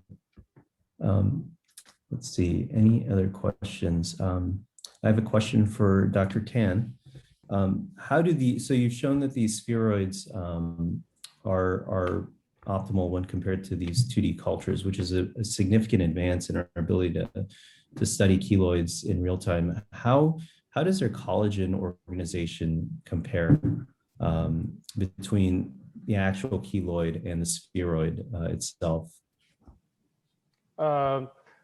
Actually, this is a good question. Actually, we only did some qPCR and immunofluorescence staining for collagen 1. Actually, we didn't compare with the keloid tissue as a positive control. I think because our system is not perfect because it's only contain fibroblasts and macrophage, and like we know, the keratinocyte is also a very important cell type in the keloid tissue formation.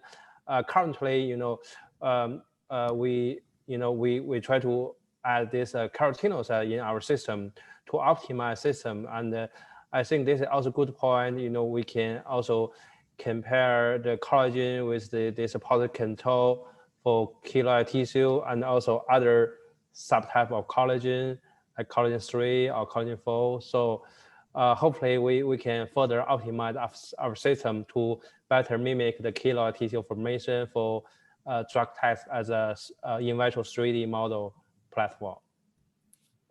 Got it. Thank you. And I believe Dr. Levy has a question as well. Yeah, great work to all presenters. Congratulations. As a follow-up, Dr. Tan, on your model, we heard earlier today of the different subpopulations of fibroblasts and how some are more characteristic of scar-forming fibroblasts.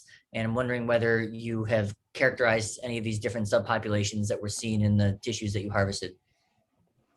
Actually, we did some flow cytometry, to characterize the cell we isolate from the keloid tissue, like the fibroblast, and also we have this commercial fibroblast, and we found it's just based on the flow cytometry data, they are similar, like 90% positive for CD90.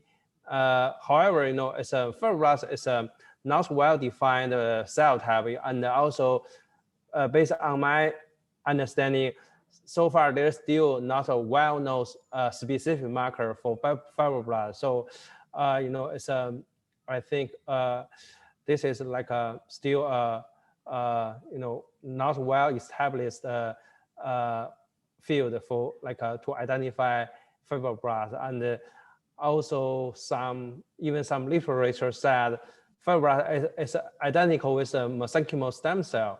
It can, like a fibroblast can be considered as a stem cell. So I think we also currently working on with the flow cytometry with some different marker antibody to also a single cell sequencing to more precisely identify the cell we isolated from the keloid tissue. Thank you, Dr. Tan, and thank you to all 6 presenters for very clear, direct presentations that generate a good conversation. We'll now be hearing quick shot presentations in this room. The mentorship breakout room will be in a separate room, and that's titled Meet NIH Funded Investigators Getting Grant Mentors, with mentors Drs. Gail Gordillo, Dr. Aaron Green, and Dr. Babak Marrera, and that'll be opened up now as well. So click on the breakout room pop-up to join if you would like. Otherwise, please stay tuned in this room for the quick shot presentations. All right, I just wanted to thank Dr. Agarwal again for helping to moderate the first portion of the abstract presentations. For everyone staying on for the quick shot presentations now, this next section will be moderated by Dr. Paige Fox. Dr. Fox is an assistant professor at Stanford and the Ryan Upson Scholar in Plastic and Reconstructive Surgery. She completed her residency here at Stanford, and then she did a hand fellowship at the Mayo Clinic. She's currently one of our expert pediatric hand surgeons. She also runs a residency program here at Stanford and also has a very productive basic science research laboratory looking at wound healing and tendon reconstruction. And frankly, it's incredible how she's able to juggle so many different responsibilities. So I'd like to welcome her now to join us and introduce the speakers for the next section. Thank you so much, Derek. Thank you, Derek. First quick shot presentation is creeping fat. Adipocytes drive intestinal fibrosis through adipocyte to fibroblast conversion in a novel model of inflammatory bowel disease. This will be presented by Christian Enrich from Stanford School of Medicine. Hello, everyone. My name is Christian Eric, and I'm an MD PhD student in the Longacre Lab, and I'm pleased to present my work on the role of adipocyte to fibroblast conversion in a novel model of inflammatory bowel disease. And I have no disclosures. Crohn's disease is a subtype of inflammatory bowel disease characterized by transmural inflammation in the digestive tract. One of the most feared complications is a stricture, a thick circumferential scar. The only treatment is surgery, and recurrence rates are estimated to be as high as 70%. For decades, surgeons have observed that fat wraps around strictures, appropriately called creeping fat, and it is a hallmark of Crohn's disease. These observations beg the question, what is the role of creeping fat in intestinal fibrosis? To interrogate this question, we developed a mouse model of intestinal fibrosis by creating a longitudinal anti-mesenteric colotomy, closing it transversely, thus creating a pouch. And this allows us to prevent the formation of a bowel obstruction. Grossly, we observed that the creation of a colotomy stimulates the formation of creeping fat, specifically at the colotomy site, but not in sham-treated mice. Looking at the colon in cross-section, we observed first that the mesentery wraps around the bowel. Second, the bowel wall thickens at the colotomy site. And third, there's excessive collagen deposition, phenocopying human strictures. Given the proximity of adipocytes to strictures, we asked if adipocytes become fibroblasts. This question was prompted by recent evidence suggesting that adipocytes have the capacity to become fibroblasts. To interrogate this possibility in the bowel, we utilized a lineage tracing system that exclusively labels mature adipocytes and their derivatives green, whereas all other cells are red.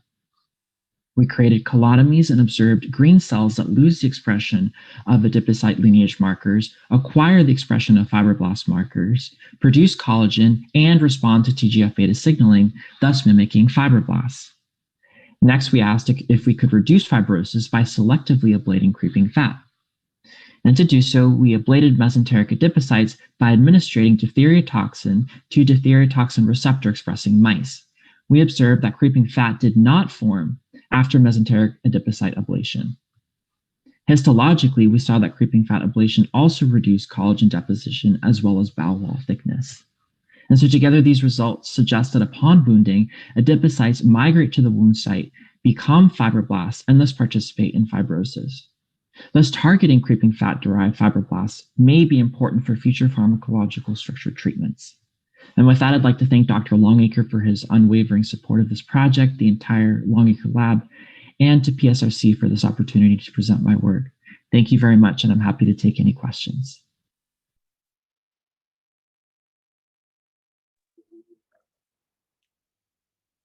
Thank you, Christian.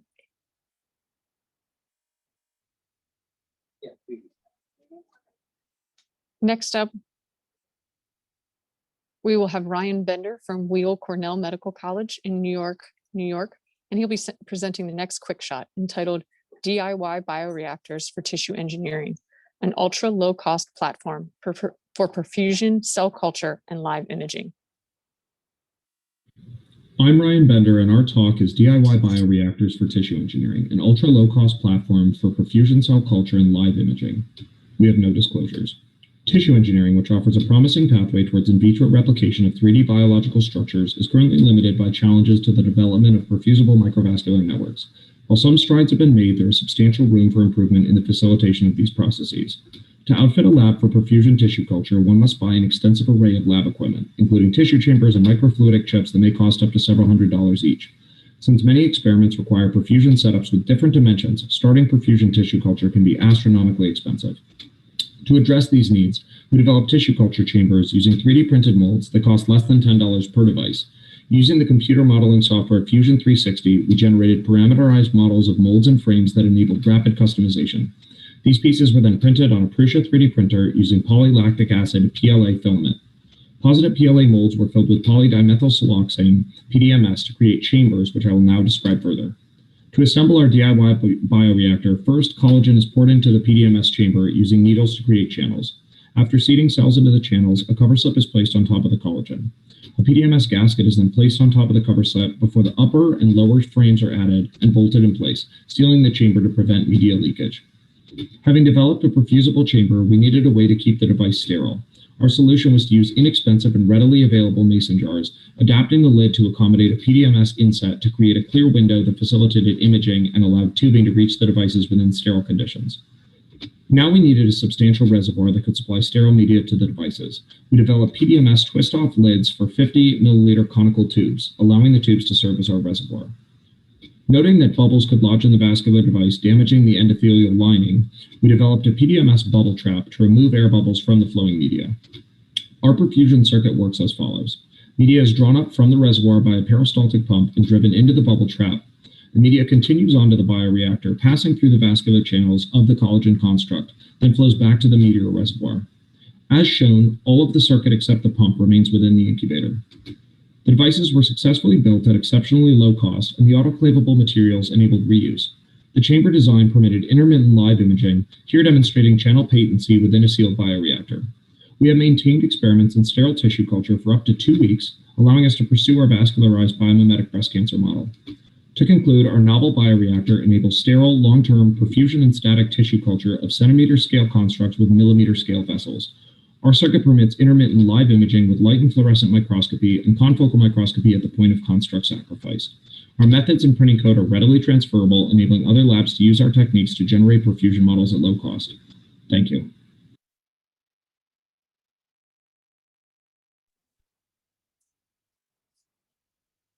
Thank you, Dr. Bender. Our next paper, CRISPR-Cas9 editing of autologous dendritic cells to induce wound healing, will be presented by Dominic Henn from the Hegge Laboratory for Pediatric Regenerative Medicine from the Division of Plastic Surgery at Stanford. Thank you very much for the opportunity to present my research. My name is Dominic Henn. I'm an incoming intern at UT Southwestern. This research was performed during my time as a postdoc in Dr. Gertner's lab at Stanford. Chronic wounds affect 6.5 million patients in the US, and effective FDA-approved therapeutics have not yet been developed. Cell-based therapies using adipose-derived stem cells can facilitate wound healing. However, these cells can only be obtained through liposuction. Dendritic cells are hematopoietic cells that can be easily obtained from the peripheral blood using clinically established protocols. The goal of our study was to develop an effective cell-based therapy using CRISPR-Cas9 gene editing of autologous dendritic cells. As a target gene, we selected the NMYC downstream regulated gene 2, NDRG2, which is highly expressed in dendritic cells and has been shown to inhibit many cellular processes which are critical for wound healing, such as angiogenesis, cell migration, and cell survival. To knock out NDRG2 in dendritic cells using CRISPR, we designed 3 specific single guide RNAs, which were combined together with the Cas9 protein in dendritic cells in an electroporation system. Here, an electric field is used to permeabilize the cell membrane, which allows the complex of Cas9 and the guide RNAs to enter the cells where gene editing takes place. We confirmed that our knockout was highly efficient using Sanger sequencing and immunofluorescence staining. To interrogate the transcriptomic signatures induced by NDRG2 knockout compared to pharmacologic inhibition of NDRG2 using vitamin D, we performed single-cell RNA sequencing. We found that NDRG2 expression was strongly reduced by vitamin D as well as our knockout strategy. However, knockout of NDRG2 induced a much stronger upregulation of vascular endothelial growth factor A compared to pharmacologic inhibition. In addition, NDRG2 knockout cells showed a strong induction of pro-angiogenic and regenerative gene expression pathways. Next, we tested the ability of our engineered cells to induce wound healing in vivo. Bone marrow-derived dendritic cells were subjected to NDRG2 knockout or only to electroporation without CRISPR. Cells were seeded on cell delivery collagen hydrogels for the treatment of full-thickness splinted excisional wounds in wild-type mice. We found that wounds treated with NDRG2 knockout cells healed significantly faster and were fully closed 4 days earlier than wounds treated with control cells or blank hydrogels. Histologic evaluation of the wound bed showed a strong angiogenic response after treatment with NDRG2 knockout cells, with a significantly stronger vascularization compared to wounds treated with control cells. In conclusion, CRISPR-Cas9 can be used to design cell-based therapies for wound healing. We have developed a highly efficient approach for genetic engineering of dendritic cells using clinically established protocols for cell apheresis and cell delivery, which may facilitate clinical translation. I would like to thank my mentor, Dr. Gertner, the Division of Plastic Surgery at Stanford, and the Plastic Surgery Foundation for their support. Thank you very much.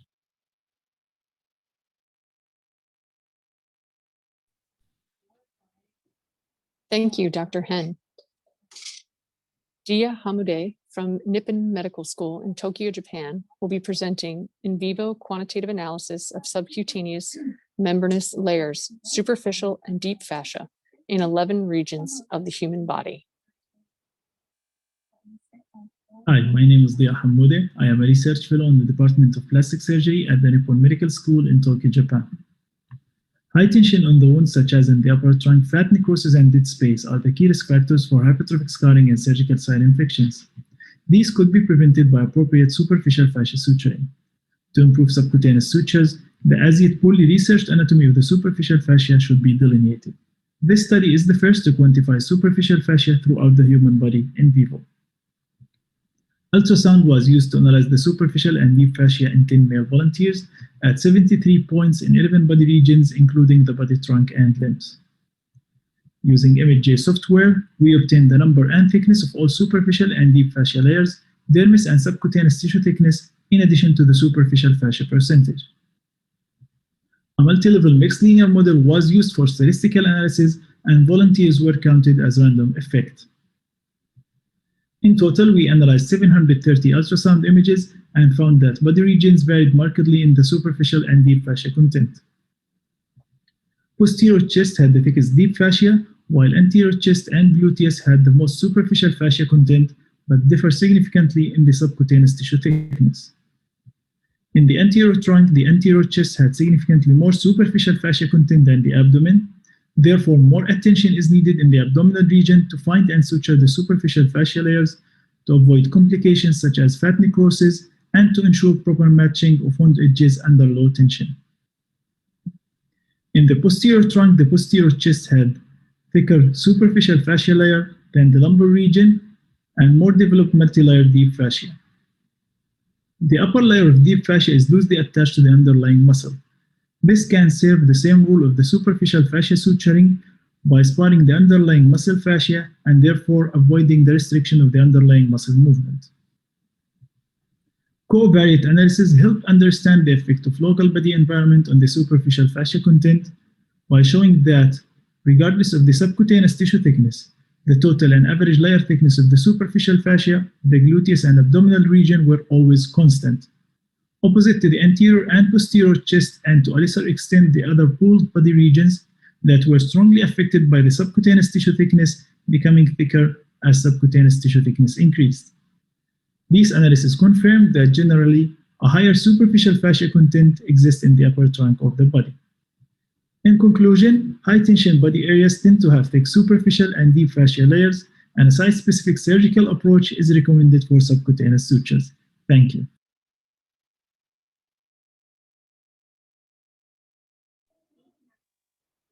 Thank you, Dia. Our next quick shot is cryopreserved adipose for hypodermal augmentation after full thickness burns.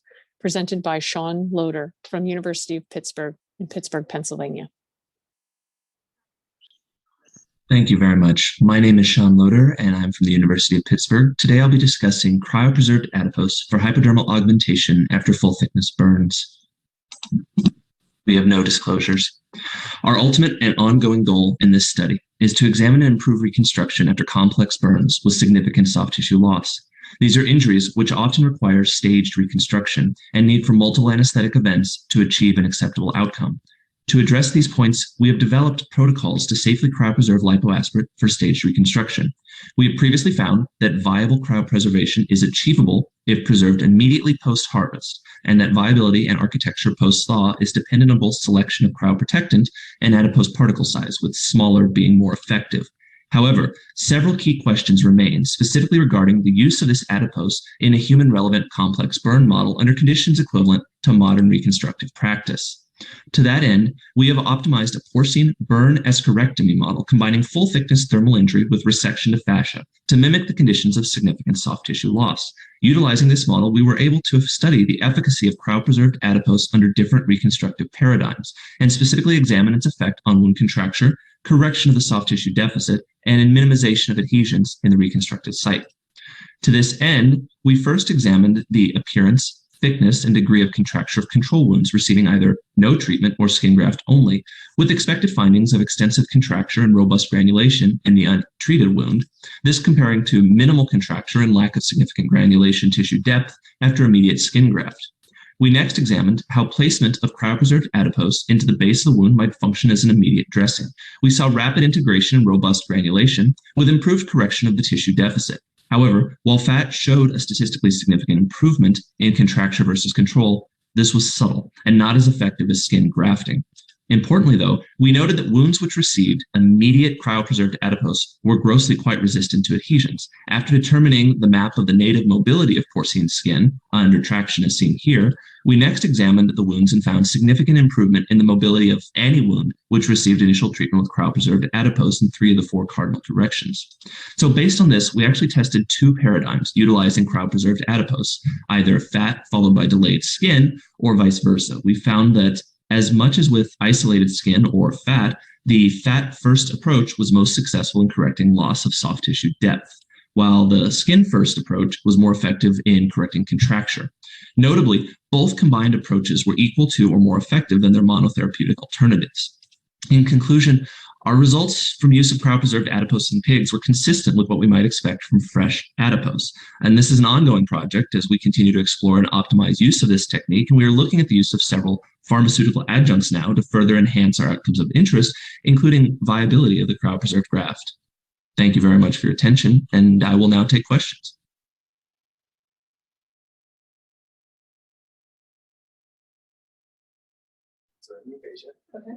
Thank you, Dr. Loader.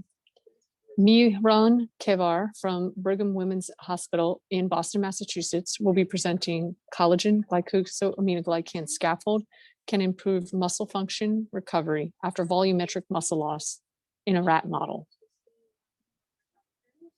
Hello, my name is Mihran Kevar. I'm a postdoctoral research fellow at the Division of Plastic Surgery at Brigham and Women's Hospital. In this meeting, I'd like to present findings of our study entitled Collagen Glycodominoglycan Scaffold Can Improve Muscle Function Recovery After Volumetric Muscle Loss Injury in Rat Model. Authors of this abstract declared that there's no conflict of interest. Skeletal muscle can regenerate in response to mild to moderate damage. However, in substantial volumetric muscle loss injuries, this regenerative capacity is overwhelmed, resulting in fibrosis and permanent functional disability. Treatment options in VML is limited and include free muscle transfer that is usually combined with physical therapy. These options, however, are limited in their ability to restore function, can cause significant injuries to donor site, and require extensive surgery being done at specialized facilities. Tissue engineering approaches using scaffolds have shown promise in treatment of VML. Scaffolds can replace the lost native extracellular matrix, providing support for cellular migration, proliferation, and differentiation. In this study, we aim to investigate use of a biodegradable acellular post matrix of cross-linked bovine tendon collagen and glycodominoglycan in treatment of VML in a rat model. We divided 15 spag-dollar rats into 3 groups of sham, VML untreated, and VML treated with CGS. we use 6 millimeter biopsy punch to create a 6 millimeter defect in the tibialis anterior muscles of rats in VML groups. In the VML plus CGS group, we filled the muscle defect with 3 layers of CGS and sutured the topmost layer to the remnant muscle. Histological assessments of muscle samples 6 weeks after surgery showed that application of CGS to the VML defect resulted in lower inflammation and less fibrosis formation in regenerated muscle as compared with untreated group. Immunofluorescence techniques revealed areas of regenerating muscle fibers at the intersection of remnant muscle and scaffold, and most of the newly formed myofibers were properly aligned to the remnant fibers, all of which were absent in VML untreated group. Results of muscle strength tests revealed a significant improvement in functional recovery in the group treated with CGS, as indicated with higher ankle torques and higher in situ muscle force production compared with those in VML untreated group.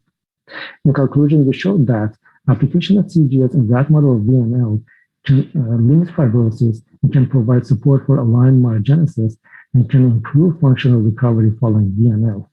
The take-home message of this presentation is that collagen glycodominoglycan scaffold can hold promise for development of more effective strategies in treatment of VML. Thank you for your attention.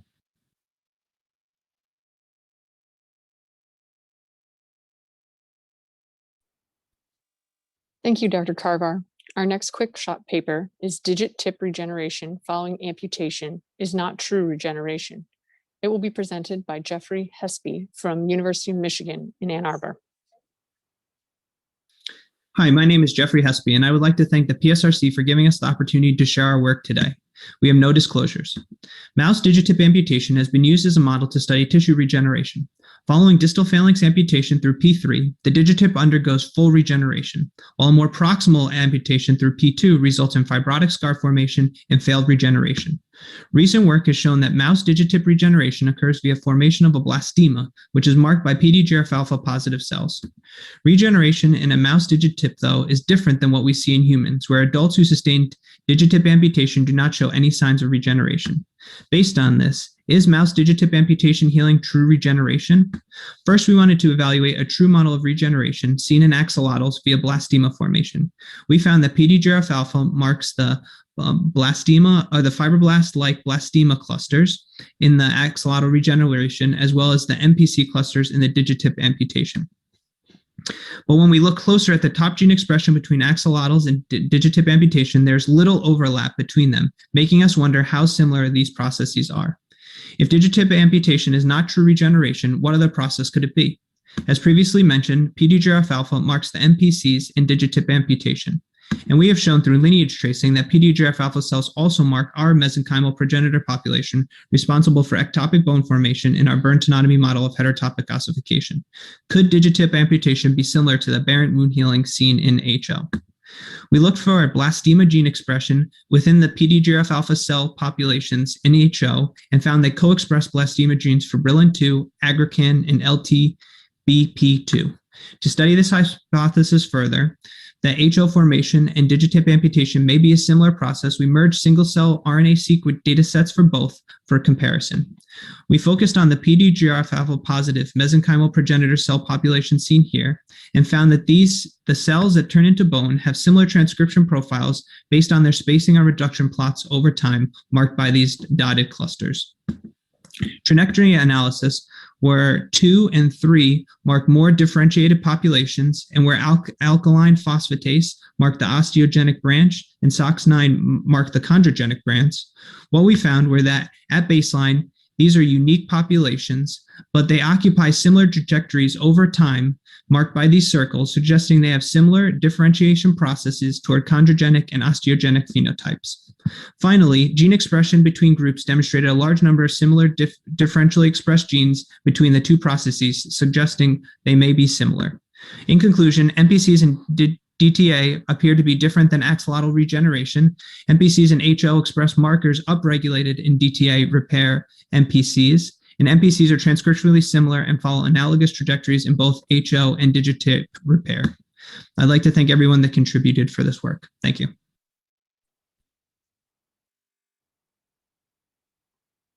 Thank you very much, Jeffrey. Our next presentation will be by Dominic Henn from the Hegge Laboratory for Pediatric Regenerative Medicine at Stanford University. He'll be presenting enrichment of nanofiber hydrogel composite with fractionated fat promotes pro-regenerative macrophage polarization and angiogenesis for soft tissue engineering. Thank you very much for the opportunity to present. Fractionated fat has shown regenerative properties, but its use in reconstructive surgery is limited by volume loss over time.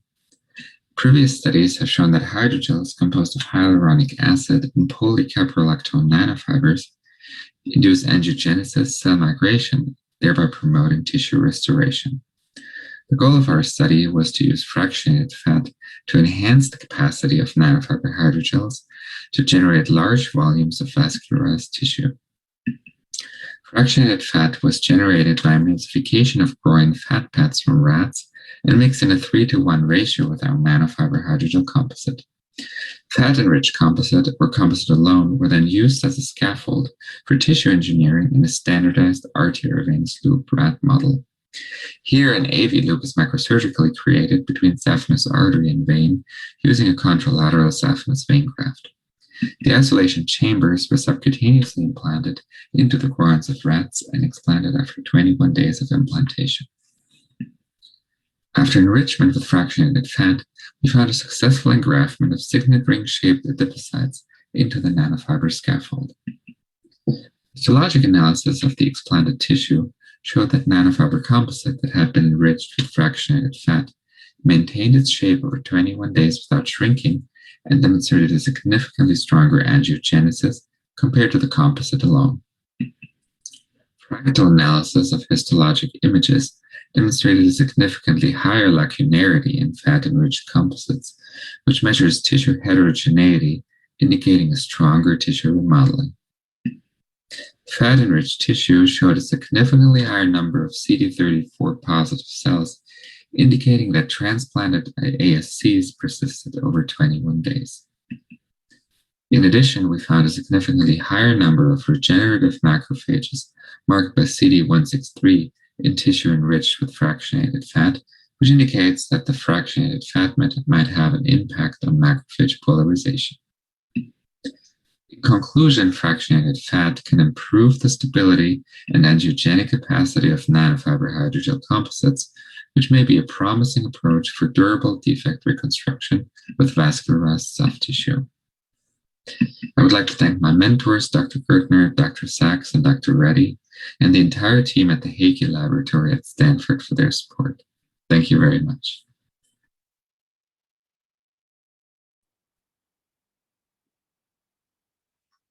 Thank you, Dr. Henn. Our next quick shot is transdermal deferoxamine improves elasticity in irradiated porcine skin, presented by Darren Abbas from Stanford University.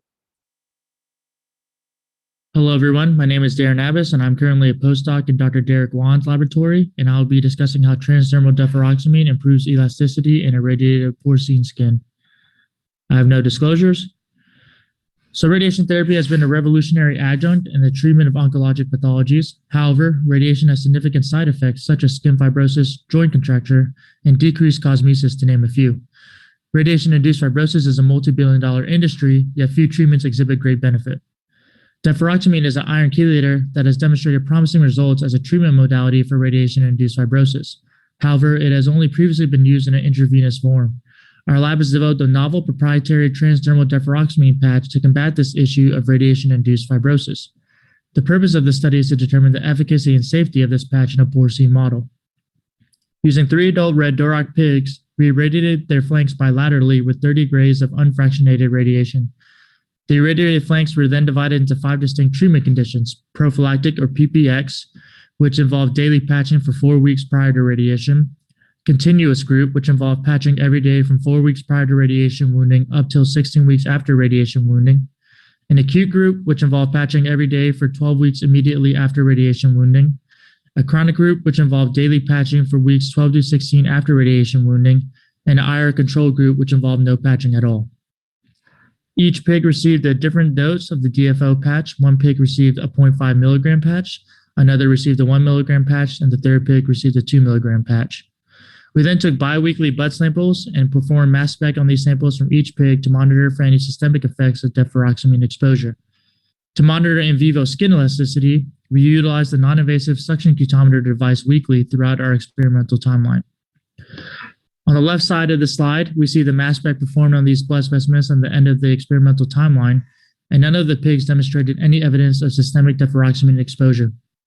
On the right-hand side of the screen, we see longitudinal suction cutometer data from all irradiated sites in all the pigs.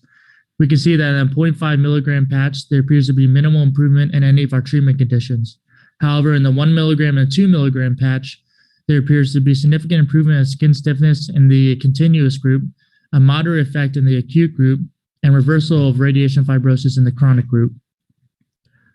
With our study, we have shown that transdermal deferoxamine does not have any systemic infiltration, and that both the 1 milligram and 2 milligram patches have significant improvement in the continuous treatment group, moderate improvement in the acute group, and reversal of chronic radiation fibrosis with both patch doses.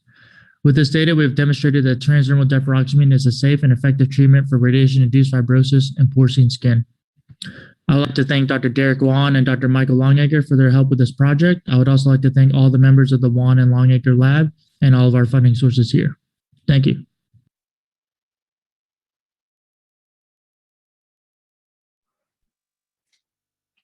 Thank you, Dr. Abbas. The final paper in this quick shot session is the lysosomal trafficking regulator, lysed protein is a novel and essential mediator of cutaneous wound healing. This will be presented by Jenny Barker from Ohio State University. Beyond its traditional role for protein degradation, an understanding of lysosome function has evolved to include a whole host of central cell signaling processes. Most of these are unstudied in the context of wound healing, but warrant further investigation because of the potential to open many new doors for therapeutic targets. The beige mouse facilitates the study of lysosomal protein trafficking because of its spontaneously occurring mutation in the lysosomal trafficking regulator, or LIST gene. The beige mutation in human homolog Chediak-Higashi syndrome affects cell types that have a common need for specialized secretory function of their cytoplasmic granules. At the cellular level, there are easily observable in large cytoplasmic vesicles with positive staining for the lysosome-associated membrane protein 1, which is a hallmark of the disease. But beyond this, the molecular function of the LIST protein is surprisingly almost entirely unknown. The reason we are discussing this is because the beige mouse also demonstrates several clinically relevant findings from a surgical perspective that could be harnessed for therapeutic purposes. These include decreased ischemia-reperfusion injury after a stroke, and also decreased stenosis and collagen deposition in a tissue-engineered vascular graft model. What has not been described is the role of the LIST protein from a wound healing perspective. To address this gap, we first performed an excisional wound study where we found that beige mice exhibit delayed wound healing most prominent between day 3 and 10 after wounding. When the wounds were examined histologically, we observed differences in the extracellular matrix composition, including decreased collagen deposition at day 7. A pan-cytokeratin stain demonstrated significantly delayed epithelialization. When we performed a total macrophage stain and markers for M1 and M2 macrophages, we observed no difference in their presence within the wound bed. Similarly, we also saw no differences in the presence of CD31 positive vessels. This left us with the observation that beige mice have delayed wound healing characterized by decreased collagen deposition and delayed epidermal migration. We hypothesized this may be the result of a paracrine abnormality related to deficient lysosomal exocytosis. To investigate this, we derived primary fibroblast cultures from beige and wild-type mice to examine their ability to secrete wound healing-related proteins. We assessed 96 secreted proteins with a proteomic array and identified 3 that were significantly decreased from beige fibroblasts. These included MCP1, IGF1, and the IGF binding protein 2, which were subsequently validated with ELISA. The subcellular localization and gene expression of MCP1 were unaffected by the beige mutation, indicating that the defect was primarily secretory. However, there were gene expression differences for IGF1 and IGF-BP2, indicating an abnormality in the IGF1 signaling axis. To evaluate this further, we performed an additional stain for the IGF-1 receptor and observed prominent localization on the enlarged cytoplasmic lysosomes in beige fibroblasts, highlighting a potential role for the LIST protein in receptor trafficking as well. In conclusion, LIST is important for normal wound healing. Mutations perturb secretory lysosome function, and targeting LIST could modulate the secretion of important cytokines such as MCP1 for therapeutic purposes. Thank you.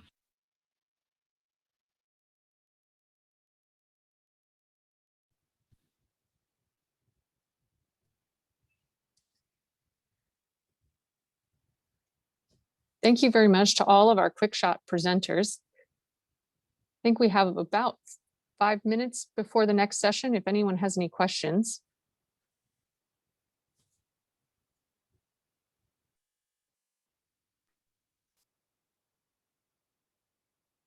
I could start with one. Is Dr. Bender on?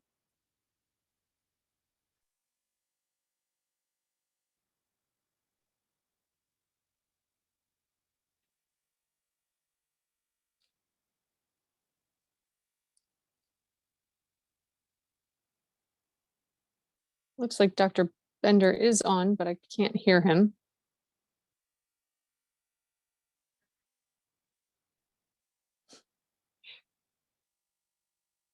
Okay, we'll move to a question for someone else.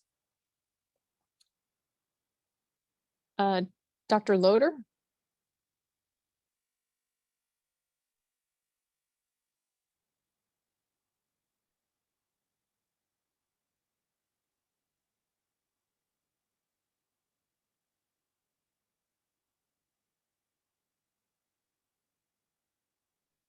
I see Dr. Loader on. Dr. Loader, are you available to answer a question?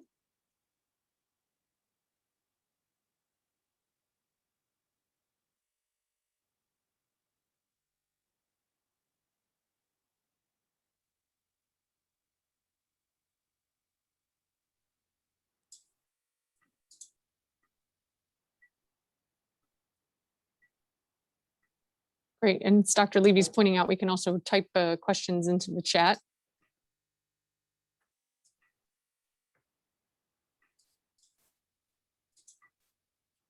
If any of the speakers are still on, maybe just turn the camera on so that we can see who's available.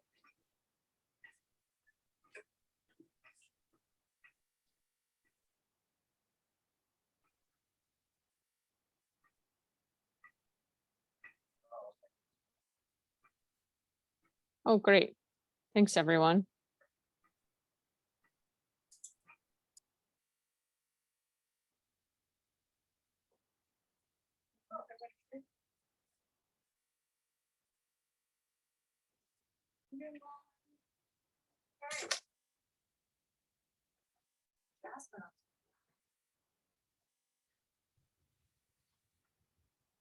So, Dr. Abbas,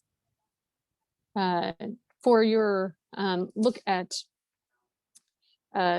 deferoxamine in porcine skin, what do you think is the next step in this project? You know, it seems very exciting, the results that you have, and, you know, all of us want to see better healing for humans. What do you think is the next step? Yes, thank you for the question. I think the next step naturally would be to see if we can get it to human clinical trials. You know, we have shown safety and efficacy in a large animal model. There have been previous studies that have shown it in small animals. So I think that's the next logical progression. I could ask a question of Dr. Bauer-Rowe from Longacre Group. They are there. My question was around with the adiponectin lineage marker, whether it also, in addition to the mature adipocytes, marked any of the progenitor cells for adipocytes that were seen in this model.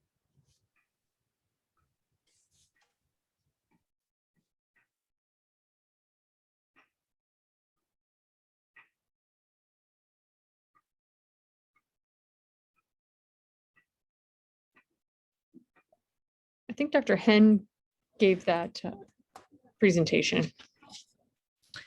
Is the creeping fat adipocyte intestinal fibrosis the first one in the session? Christian, are you still on? Looks like he may not be logged on anymore. He's actually doing a fax prep on a harvest for single cell, so I apologize. Maybe I can ask a question for the last speaker, Dr. Barker. I see you're still on. That's very nice work that you did with the beige and the white mice with the wound healing. and then your in vitro studies with the fibroblasts. I just wanted to know, from a lot of what we've been doing and from a lot of what we've heard tonight, there are a lot of different fibroblast subpopulations.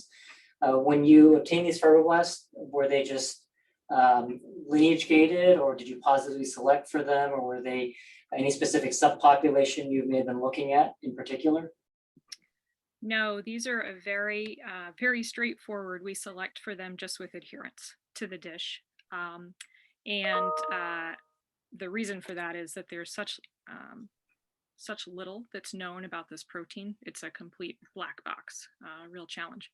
That this is basically where we're starting from, ground zero. And it was a pretty easy model for us to use really quickly too. Great. Yeah, very interesting findings. Thank you to all of our quick shot presenters. I think at this point, we'll turn it over to Dr. Levy for the next speaker. Thank you, Dr. Fox. And again, yeah, congratulations to what an incredible array of science there, and wonderful presentations. And thank you for everyone for keeping on time. We are now lucky to have Dr. Valerie Horsley from Yale School of Medicine in New Haven, Connecticut. She'll be speaking on healing wounds, the roles of adipocyte lineage cells. Dr. Horsley is a PhD and associate professor of molecular cell and developmental biology at Yale and of dermatology at the Yale School of Medicine. She received her undergraduate degree in biology from Furman University and her PhD in biochemistry, cell and developmental biology from Emory University, and completed her postdoctoral training at Rockefeller University. Her lab uses mouse genetics, genomic technology, and cell biology to study skin development, repair, and homeostasis. The lab is working to understand how cells communicate with skin-resistant cells to promote skin repair and ameliorate disease. The lab's contributions have been recognized by the Pew Foundation, Genetic Society of America, the Society of Investigative Dermatology, and the Presidential Early Career Award in Science and Engineering from the White House. Those of us who hold journal clubs and are in wound healing research have all, I'm sure, read Dr. Horsley's papers, and we want to thank her again for joining us this evening. Dr. Horsley. Hi, my name's Valerie Horsley. I'm from Yale University, and I'm excited to tell you about our work looking at the role of adipocytes in wound healing in the skin.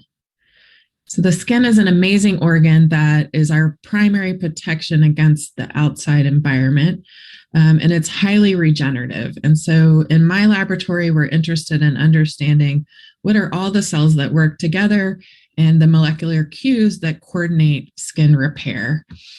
And so many of you know about the skin, but just to give you my perspective on how we think about the tissue.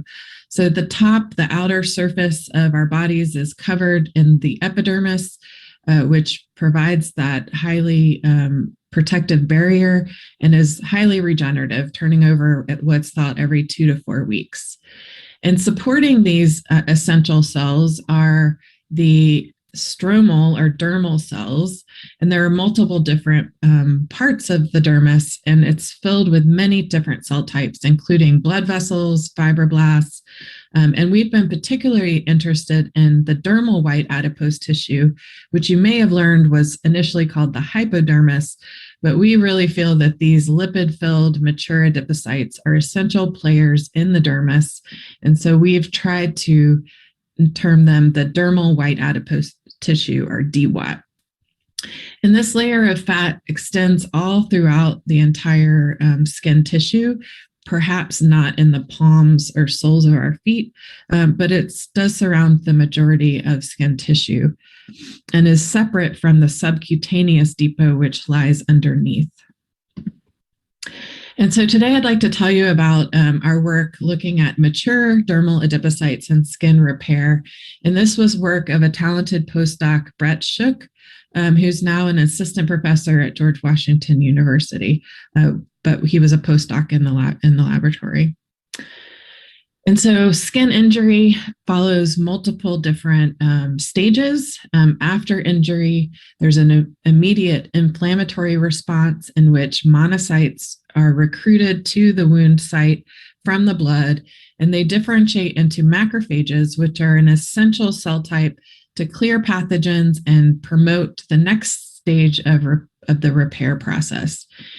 During the repair phase, the keratinocytes reseal, the epidermal barrier, and the dermal cells repopulate the dermis. And in some cases, this can fully happen, but most of the time in adult humans, this doesn't occur. And then following the repair phase is the resolution phase, where many of the regenerative cells are pruned and restored back to a normal scar. And so we've been really interested, based on the work from the plastic surgery community, in understanding how resident adipocytes might be impacting this repair process, mostly because work from this community has shown us that if you put adipocytes into a wound, it restores healing, and really how that happens, we'd like to understand. And we hypothesize that perhaps the endogenous fat cells within the skin had an active role in this repair process. And so to look at repair of the skin, we use a mouse model in which we do a full thickness punch biopsy between 4 to 6 millimeters, which is sort of the standard wound size in the field.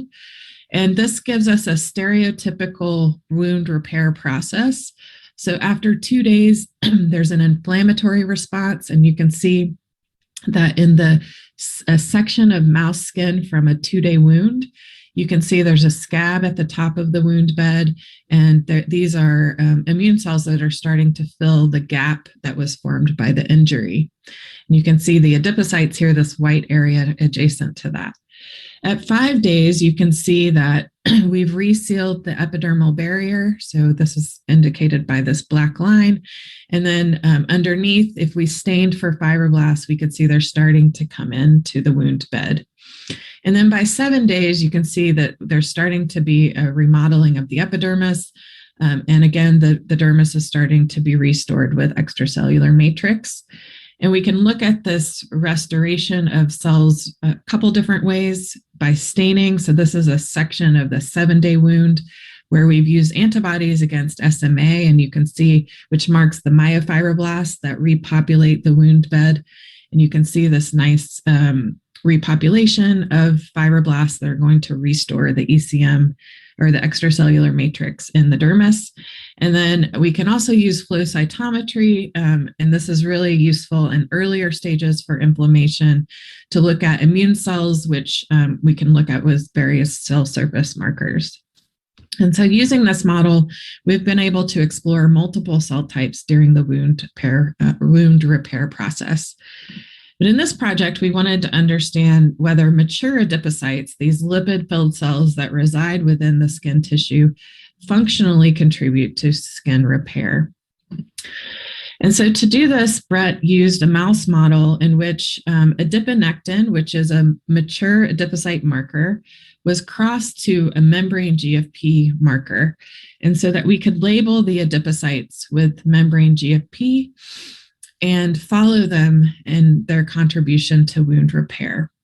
And so you can see in these sections of uninjured skin that this layer of GFP positive or green adipocytes co-localizes with the marker perilipin, which is a protein that coats the lipid droplet within mature adipocytes.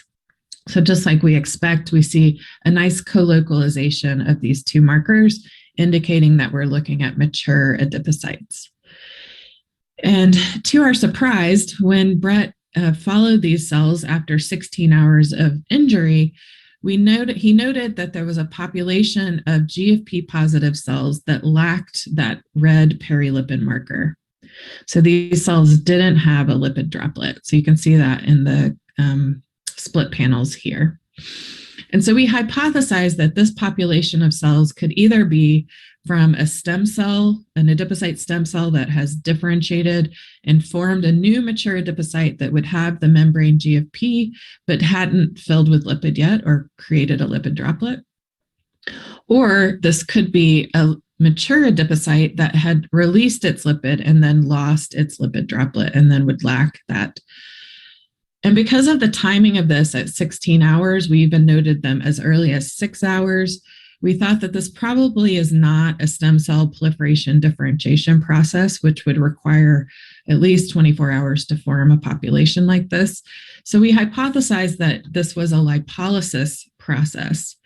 And mature adipocyte lipolysis is the pathway by which activation of various enzymes induces the release of fatty acids from the triglycerides, which are stored within the lipid droplet.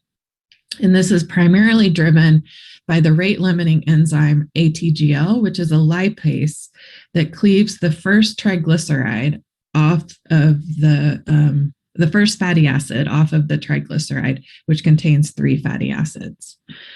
And so we wanted to test this hypothesis. And to do this, we knocked out the rate-limiting enzyme ATGL in adipocytes. And we did this in a way that would not affect the other adipocytes in the animal. So we used a topical tamoxifen, which would induce this activation of CRE to delete this enzyme. And by doing so, we showed that we primarily induced recombination and deletion in dermal adipocytes with a very minimal effect on other metabolic depots of adipocytes. And we could mark this and follow this with this membrane GFP. And so what we noted was that the adipocytes at the edge of the wound bed in these mice that lacked ATGL still retained their perilipin lipid droplet. So you could see the GFP marker on the membrane of the adipocyte co-localized with perilipin, which really indicated that they were retaining this lipid. And consistent with that, when we looked at lipid content within wound beds, we noticed that these mice that could not undergo lipolysis, they had a significant reduction in several fatty acid species within wound beds. So these data really said that for the first time, we've identified that lipolysis occurs after injury in adipocytes in the skin, and that lipids are being released into the wound bed. And so then we were curious about what do these lipids do? And so we looked at the phenotype of the wounds in these mice that lacked the ability to undergo adipocyte lipolysis. So we first looked in the inflammation phase, and using flow cytometry, which I showed you in the introduction, we looked at various macrophages and other immune cells like neutrophils.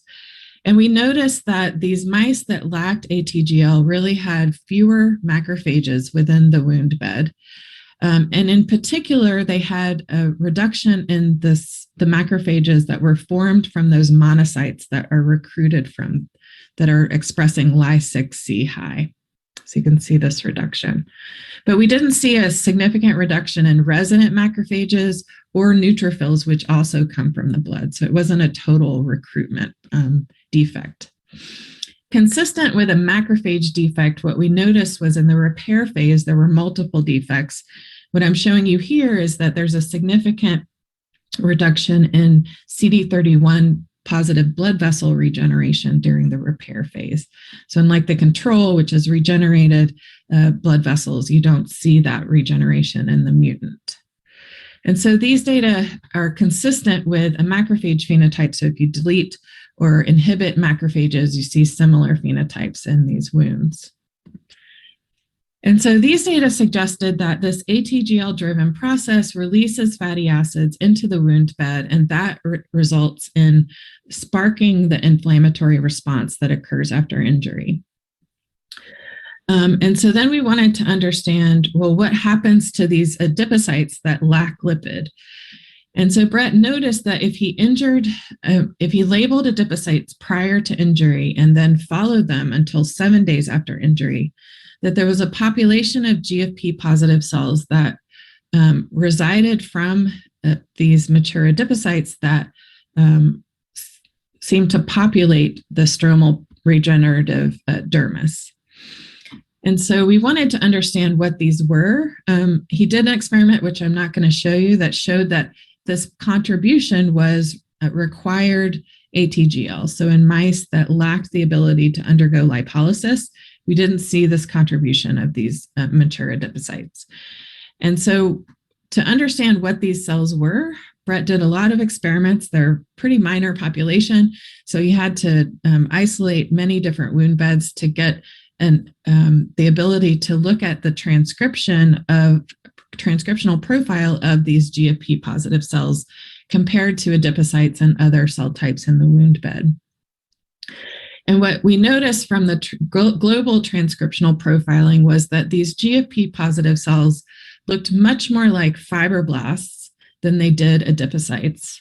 So if you look at the genes that are upregulated in these compared to adipocytes, there were genes related to proliferation, migration, cell movement, and connective tissue formation. To look at this further, we also did analysis of specific genes that are known to be upregulated in fibroblasts, and we noticed that in the gene expression profiles that SMA, that smooth muscle actin myofibroblast marker, was significantly upregulated, as were many other fibroblast markers. And we noticed a reduction in adipocyte-specific markers. So even though they had adiponectin and other adipocyte markers, these were repressed in these GFP-positive cells that have now contributed to the wound bed, whereas these other fibroblast-specific genes were upregulated. And so our work suggests that these adipocytes after injury respond to the wound by releasing lipid, and this allows some of the adipocytes that have released lipid to contribute to stromal repair by forming myofibroblasts. And this transition of adipocytes to myofibroblasts is something that others have noticed in models of bleomycin in mouse skin, where adipocytes can form myofibroblasts. And so we think that these adipocytes, in addition to the other cell types that have been shown to form myofibroblasts after injury, can allow adipocytes to contribute to the repair of the injury process. And so with that, I'll just like to thank my laboratory. This was our first lunch after the COVID shutdown, and we are now in this new science building here on the left. And I'd just like to thank my collaborators, especially Michael Rudolph, who's done the lipidomics for us, and our funding from NIMS from the NIH. And with that, I'd like to take any questions. Thank you for your attention. All right, thank you, Dr. Horsley, for your phenomenal presentation. I think a lot of your work has really opened our eyes to the role of adipocytes in wound healing and regeneration. And there's so much that's being done right now that is based off of what you really pioneered in your lab and your group. So once again, it's a privilege to hear you speak. I think now, I just wanted to mention again that tonight would not be possible without the generous support of 3M. And I'd like to introduce next Dr. Ronald P. Silverman, who will be presenting on behalf of 3M with a brief talk entitled "A Different Approach to Fasciotomy and Wound Closure." Hello, I'm Dr. Ron Silverman. I'm the Chief Medical Officer for the 3M Medical Solutions Division, and I'm also a plastic and reconstructive surgeon at the University of Maryland, and previously was the Chief of Plastic Surgery at the University of Maryland. Today, I'm going to talk a little bit about an update on some newer technologies from 3M that relate to plastic surgery. Some important information that I need to share. So about a year and a half ago, 3M acquired KCI. I actually was the Chief Medical Officer for KCI. And this is a very exciting thing because it brings together the strengths of the two companies. It makes 3M now the largest wound care company in the world, and yet there's so much more than wound care.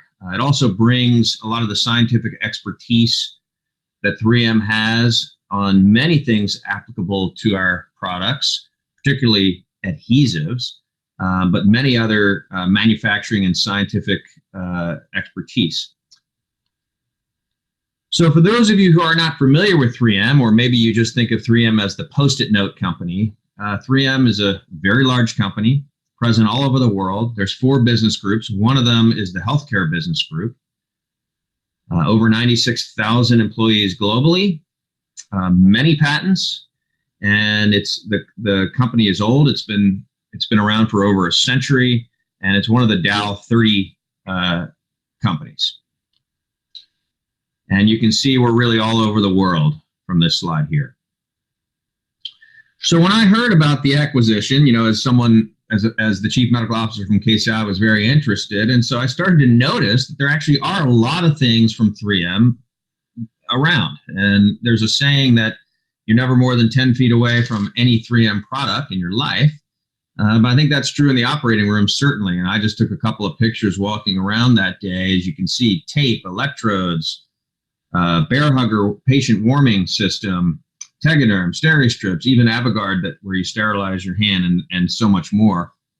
And the beauty of the portfolio of 3M is that we have solutions to help patients and help healthcare providers all throughout the various places where you may encounter patients or have products that will ultimately interact with patients: the operating room, the ICU, the rest of the hospital, the home setting, outside the hospital, in the clinic, and also even in the central sterilization units.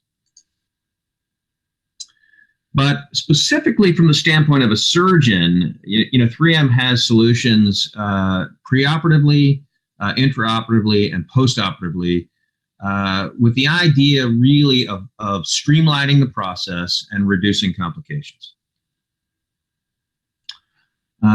These are some of the categories where 3M has innovative solutions.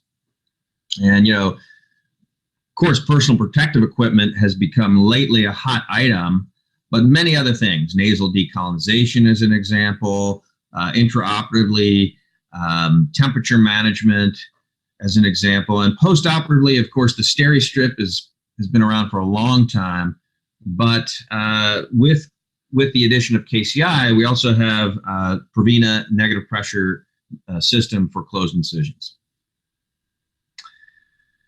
The other thing is that 3M has a very strong R&D department with really with a deep expertise in all these different sciences that I show here. And so to be able to utilize that and incorporate that into our product development process for wound care products is particularly relevant. Not just wound care, but also surgical products is particularly relevant to plastic surgeons.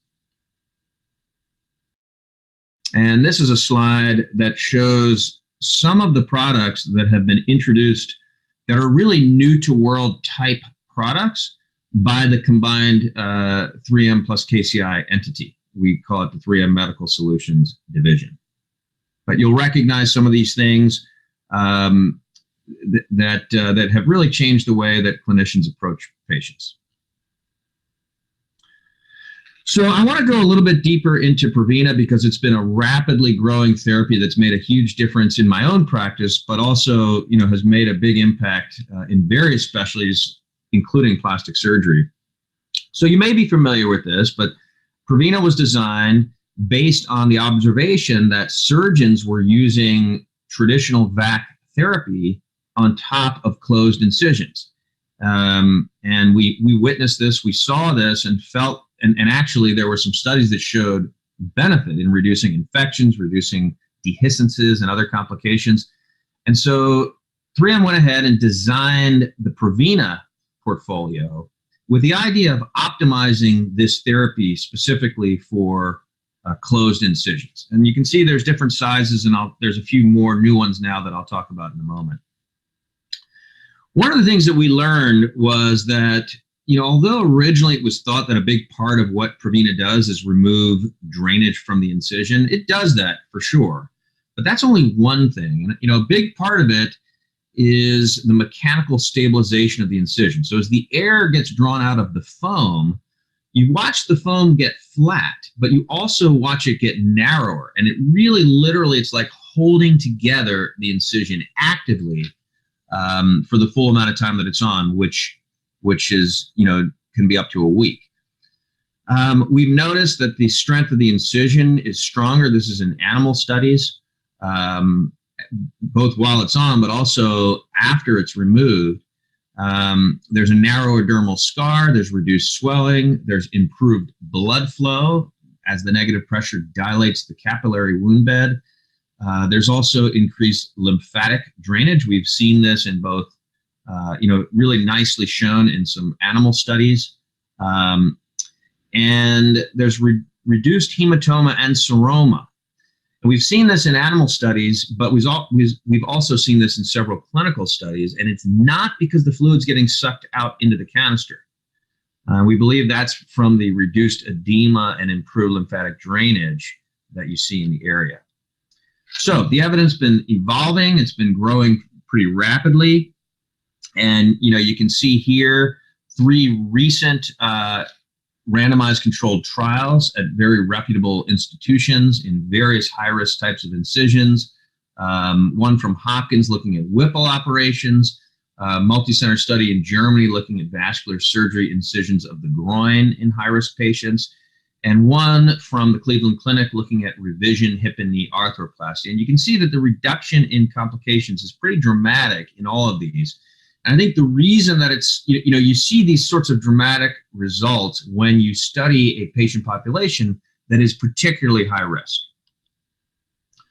This is a recent study that was just published, and you can see that it was a 15-center prospective randomized controlled trial looking at revision knee joint replacements in patients that had at least one risk factor for surgical site complications. And you can see that in the control group, there was a 400% increase in surgical site complications within 90 days.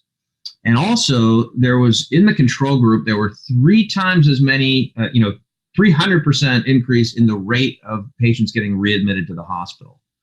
And if they were readmitted and they had the Prevena device, it was a much shorter time. So very favorable study.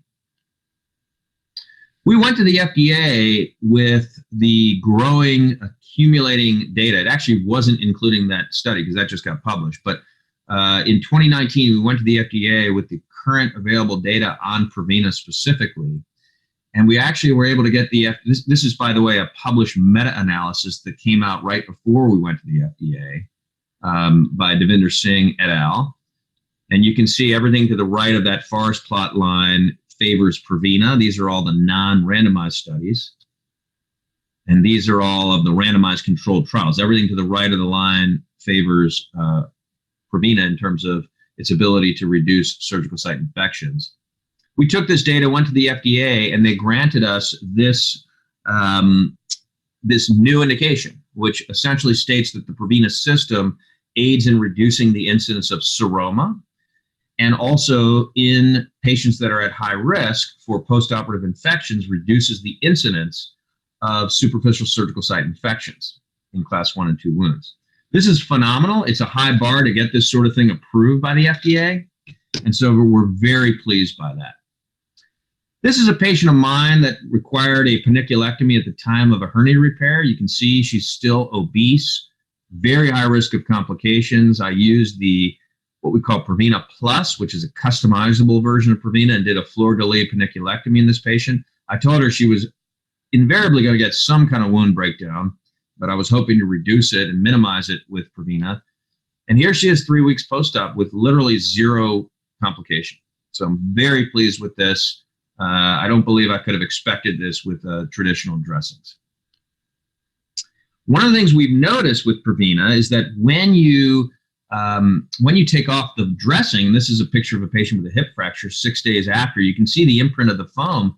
There's no bruising or swelling underneath the area where the foam was. And we believe that there's a benefit to the surrounding soft tissue, not just to the incision.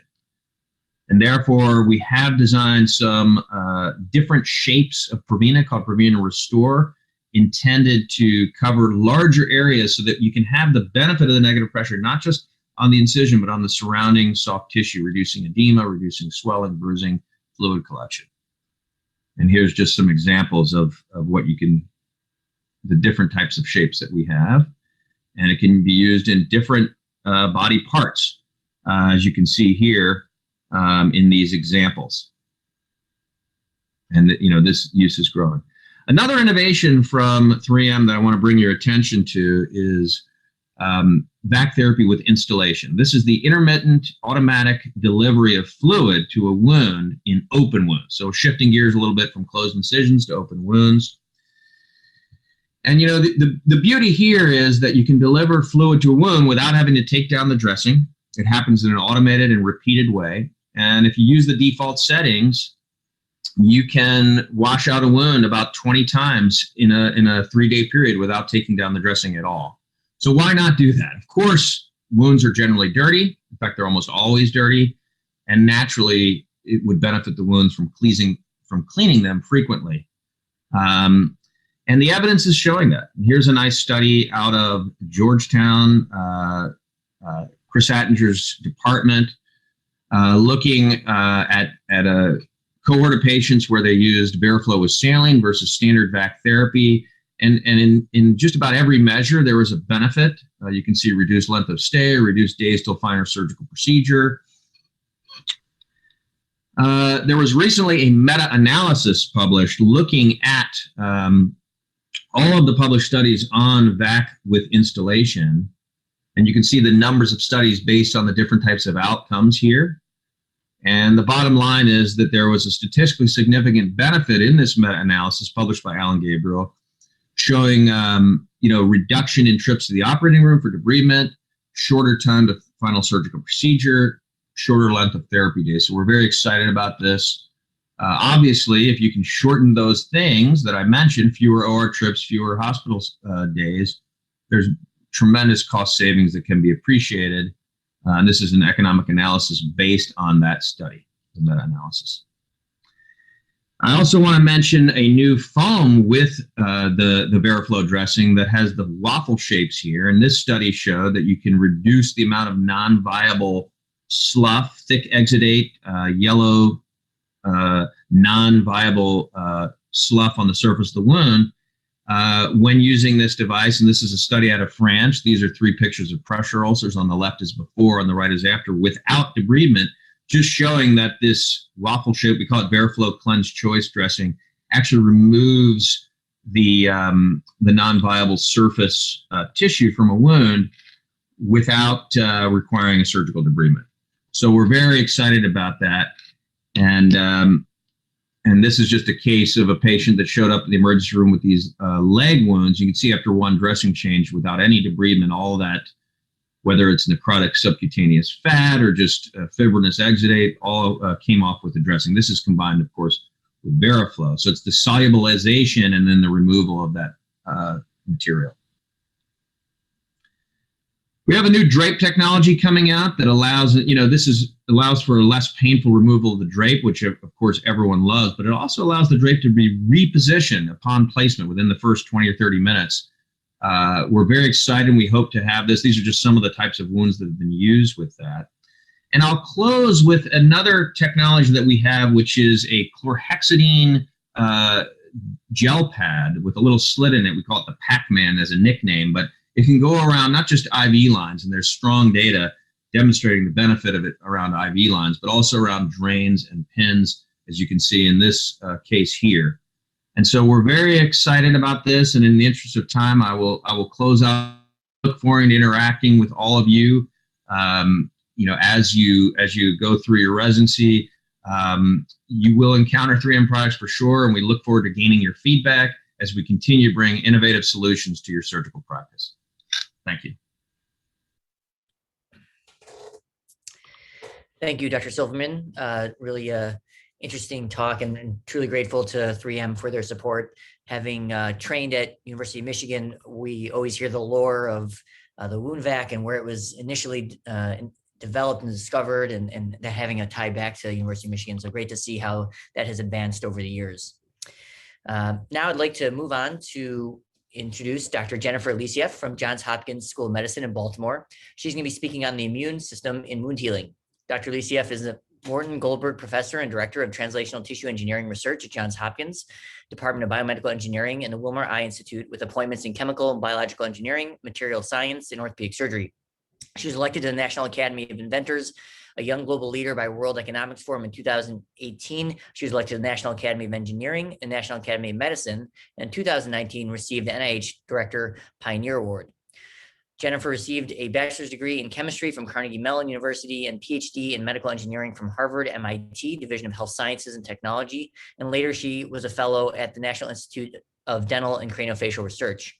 She has published over 200 papers, book chapters, and patents, and received a number of awards, including the Carnegie Young Alumni Award in 2002, and she was named by MIT Technology Review as a top innovator under 35.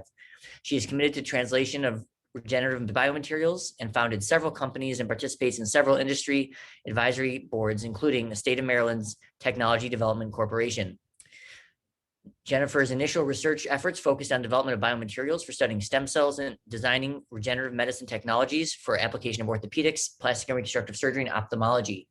In clinical translation of these technologies, the group recognized the importance of the immune response in regenerative medicine processes. This led to a significant shift in research efforts to biomaterial-directed regenerative immunology and leveraging the adaptive immune system to promote tissue repair. The group is now characterizing the immune and stromal environments of healing versus non-healing wounds and tumors, and biomaterials are being applied to model to manipulate tissue environments and studying the impact of systemic environmental factors such as aging, senescent cells, sex differences, and infection microbiome on tissue repair and homeostasis. I think you'll see why this is very applicable to our society and to the research today. On a personal note, I still remember visiting Dr. Lisev's lab 7 years ago and being incredibly impressed, and to have followed and seen how it's gone over the last 7 years is truly remarkable. So thank you for joining us today and look forward to hearing your talk. My name is Jennifer Alicieff, and I'm from Johns Hopkins University. I'll be talking to you today about the immune system in wound healing. I come from the area of regenerative medicine or cell and tissue engineering. In this field, we historically used biomaterial scaffolds combined with cells and biological signals. These are combined to generate and provide an environment for new tissue growth. Unfortunately, translation to the clinic has been slow in the field of cell and tissue engineering. More recently, to try to address this sort of slow translation process, we've been shifting our focus in our tissue engineering and wound healing work from activating stem cells and creating environment for mobilizing stem cells to actually going a step further and looking at the immune system and how immune cells might be critical material response, but also in developing new tissue. And this is important not just in the local wound healing environment, but also systemically. Now, this redirection in our research changed after some clinical translation experiences, including one where we were investigating a soft tissue filler. In this case, we were combining synthetic and biological materials to create a filler that could be activated by light, so it would be held in place and solidify in vivo to enhance the longevity of that filler.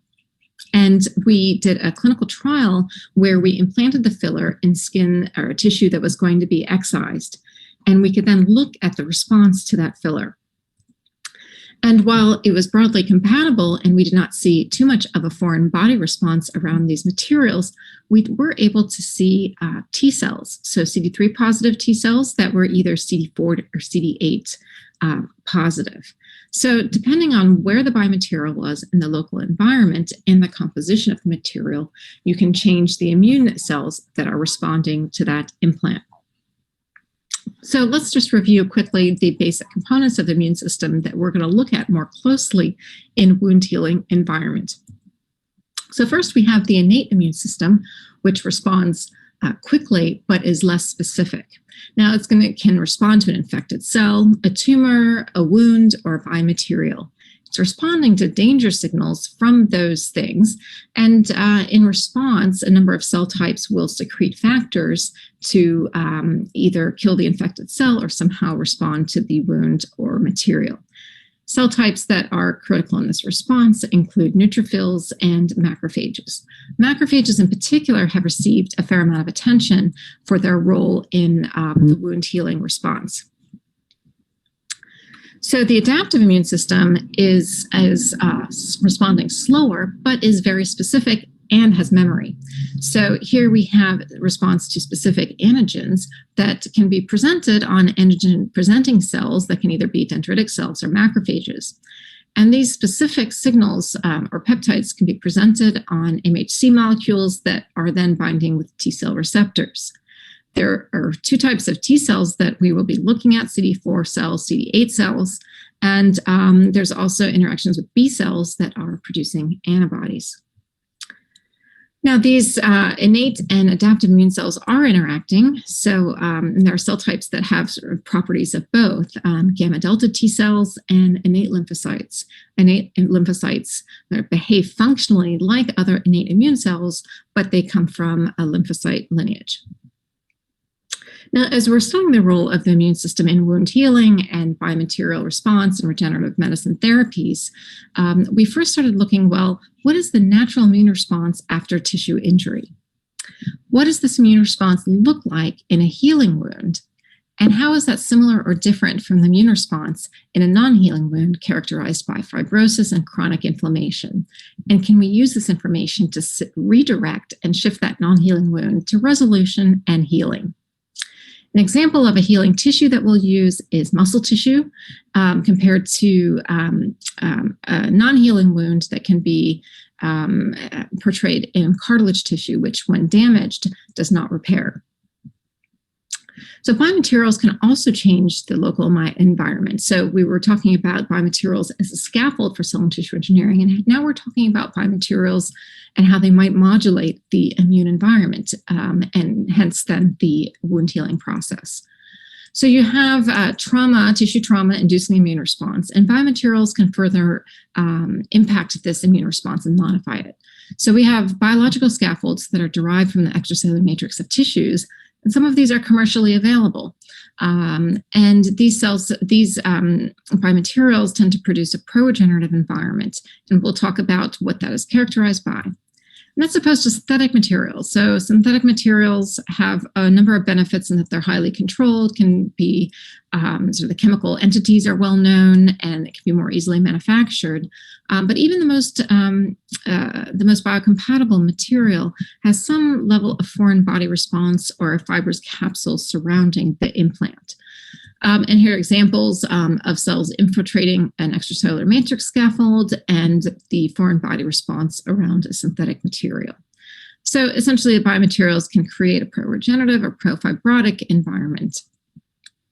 So if we look first at the example of healing that can occur in the immune environment in these muscle wounds. If we make a defect in the quadriceps of a mouse, we can fill that with a scaffold derived from the extracellular matrix, or with no treatment, we see just a smaller piece of muscle tissue here, and you're missing a gap. So the myeloid response can be characterized. This is a flow cytometry, and you can see just looking at a t-SNE plot of this that just based on appearance that there are different cell types here.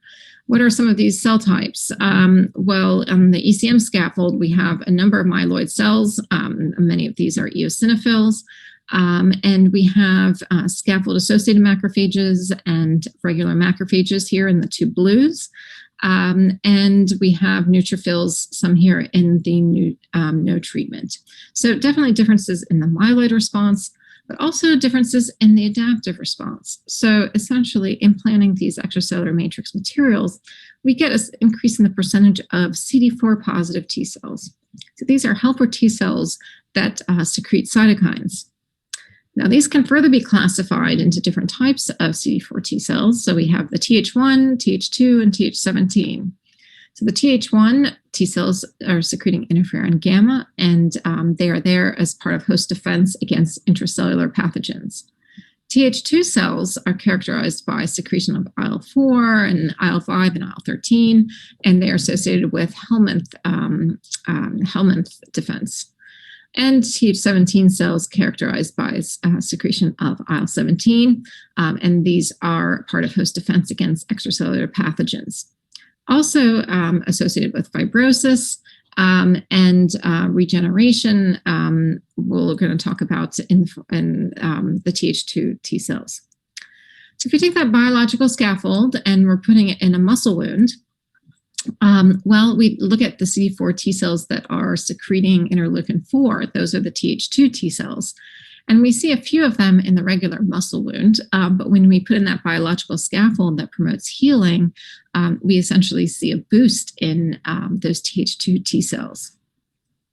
What happens to some of the myeloid cells? Well, if we look at the pro-inflammatory CD86 cells, CD86 expression on macrophages versus CD206, which is more the pro-regenerative macrophages, we see a decrease in the expression of the pro-inflammatory CD86 in the blue.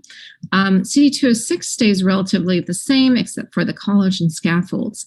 Now, in the RAG knockout animals, which do not have T cells or B cells, essentially we get an increase in CD86 expression, so more of the pro-inflammatory marker expression in those macrophages, and we lose CD206 expression. So we have an increase in the pro-inflammatory and a decrease in the resolving or pro-regenerative macrophages.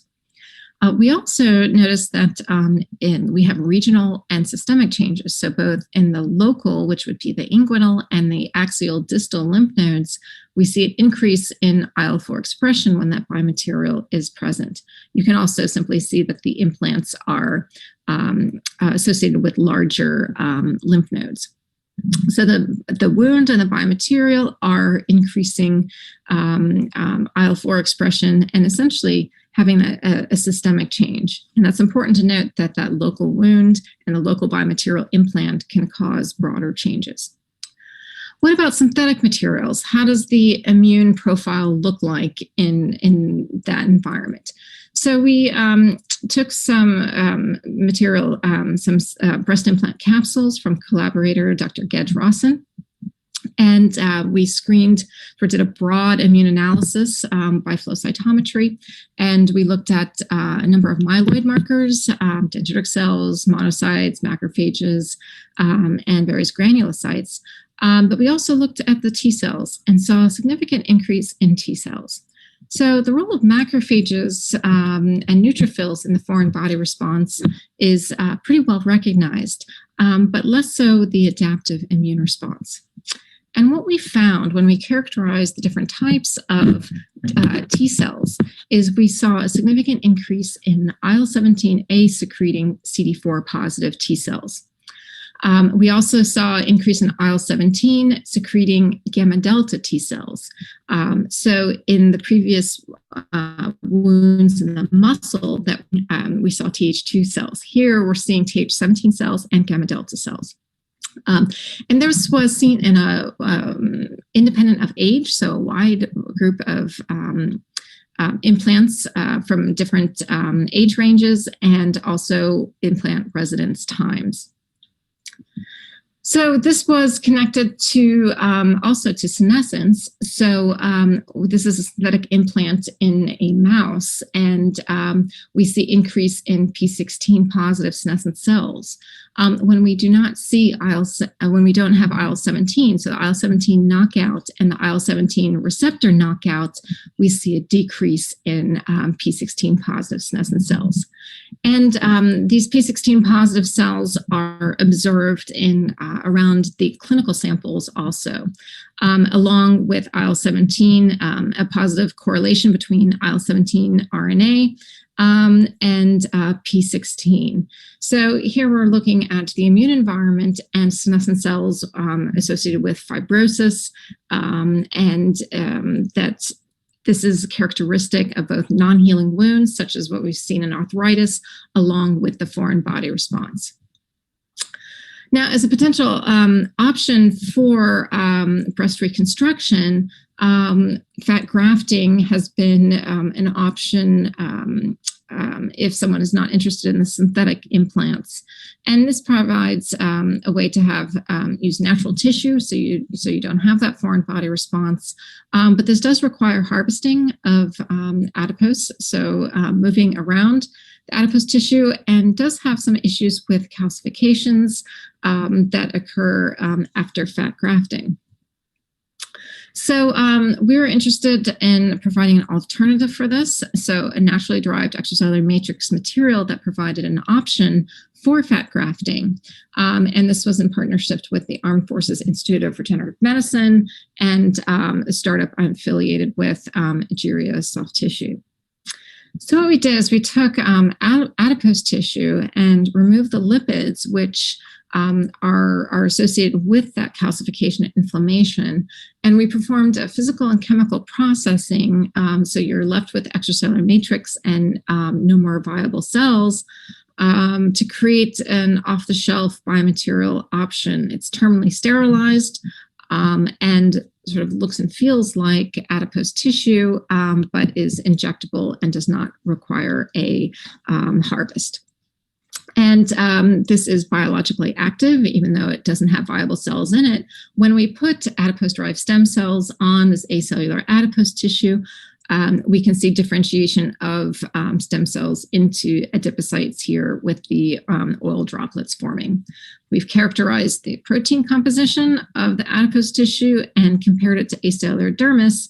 This is oil red O staining for adipose development on the adipose extracellular matrix versus the dermal matrix. If we compare the allograft adipose extracellular matrix to fat grafting, you can see that there is a similar volume persistence over time, but the implants look different. So the fat grafting here on the left, you see calcifications and cysts, just like we saw in those earlier clinical examples. In the adipose allograft, you see less adipose tissue, and it's slowly forming, but you do not see any adipose, you don't see any calcifications forming. We did larger implants in a swine model and combined it also with adipose stem cells to look at how we could then augment a viable implant. And this is in phase 1 and phase 2 clinical testing. Where we can look at cell migration into the implant over time and vascularization and progenitor cell migration into the implants. Looking at CD4 T cells that I showed you before are important for regeneration. And finally, imaging to look at the evolution of these implants. A 1-year biopsy, we can see the extracellular matrix and adipose tissue in these defects.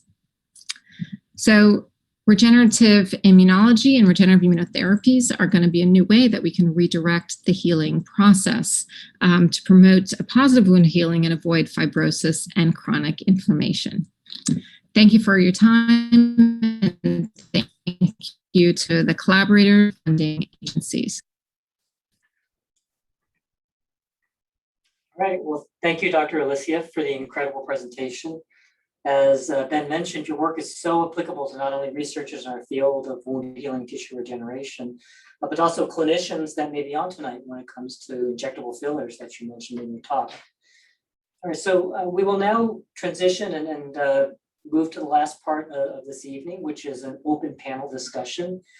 Certainly, if anyone has any scientific questions for Dr. Horsley or Dr. Alicia, please feel free to jump in and ask them. If not, though, in addition, something else we wanted to focus on tonight was on supporting women in basic science and overcoming some of the unique challenges faced by women in scientific disciplines. Rates of women in science may vary by field, but women traditionally earn about 40% of degrees or even less. And we all know that as people move up the educational and career ladder, these numbers can continue to decline, particularly when you look at tenure track faculty members in STEM. So tonight we have the privilege of having both Drs. Alicia and Dr. Horsley, who are staying on tonight for an informal, open, interactive discussion on this topic with everyone that's still on the line. Both Drs. Alicia and Horsley are incredibly accomplished and have a wealth of personal experience in promoting women in basic science. So please join in and ask any questions you may have in your mind, both scientific or with some of the challenges that women may face in science. Derek, it's Mike Longacre. May I ask a question? Yes, please go ahead. Jennifer and Valerie, thank you so much. We're honored and delighted to have your outstanding talks. In this, and I'm married to a physician, and she has told me her journey on what it was like in medical school and residency, which was very different from mine. So at your respective institutions, Yale or Johns Hopkins, have things in the last couple of years are there more mechanisms in place to acknowledge and promote and recruit women's and STEM faculty positions? I know at Stanford, we're working hard on that, but there's a lag phase as I see it.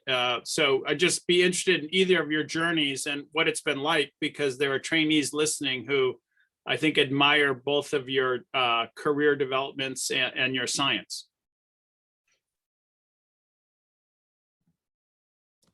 So I will say that at Yale, there is sort of a push for more diversity hiring, not only for women, but also for people of color. But I think that what I've noticed is that it's the conversations about hiring, there's a lot of promotion by men that are like them. And so that it takes a lot of advocacy on the behalf of the women in the room to sort of get the women to be at the top of the list. And so that's something that I've really been trying to push in my own department and where I can. And I think it's just interesting to me that I've seen people compare a man and a woman and they have the exact same CV almost. But for the woman, it's a negative, whatever it is, and the man, it's a positive. And so there's just all these implicit things that happen, I think, when we talk about people and we judge people, that we have to be aware of when we go into those conversations about hiring. I think that is really going to help hopefully get more diversity, into all of the ranks that we have. Valerie, I'm so glad you said that, because at Stanford, we had the privilege and honor of having a faculty member write uniquely on this topic when Ben Barris wrote on this in Science and Opinion piece. And Ben told me that when he, I'm trying to think of what it was, I forget, because there was he was transitioned and was transgender. And a faculty member at MIT told him that he remembered his sister from grad school, and he seemed to be a lot sharper than she was, which was horrifying because it was the same person. So, and Ben was an incredible person and scientist. And I could not help reading that, but thinking, oh my gosh, what a journey. So we are trying to bring people of color to Stanford. It's, you have to work at it, but there's a familiarity bias. Older white men like people that remind them of themselves. So, I think that's in search committees, that's the kiss of death. So thank you for answering that. And Jennifer, do you mind taking a stab at that? I'm just so thrilled to have you both here. Oh, thank you. I'm really happy to be here. I'd like to pick up on something that Valerie sort of finished with regarding the promotion of leadership positions. I do see a strong push for looking at the hiring equity, but it must have been about 15 years ago. I was giving a talk in Japan, and they had a symposium at a medical school there, and they had two women from each continent to talk about this. And, I never really spoken about it. So I did some research, and, it's not a pipeline issue because you see the numbers at the younger ranks sort of going up or whatever, but the higher ranks, it just wasn't going up. So I'm worried that there's going to be hiring without considering what happens. And I see personally a lot of women more frustrated in the sort of like getting to the sort of associate and full professor level. And I think that's where there's a lot of sort of soft politics issues that really impedes, the recognition, performance, and leadership. And so I see very few women reaching sort of leadership roles in centers and institutes and departments coming from internally growing. So, and I do think that once you build that critical mass, it really creates a very different environment. The discussions are different, and there are a lot of great psychology studies in business school about what percentage you need to change the whole dynamics in the conversation.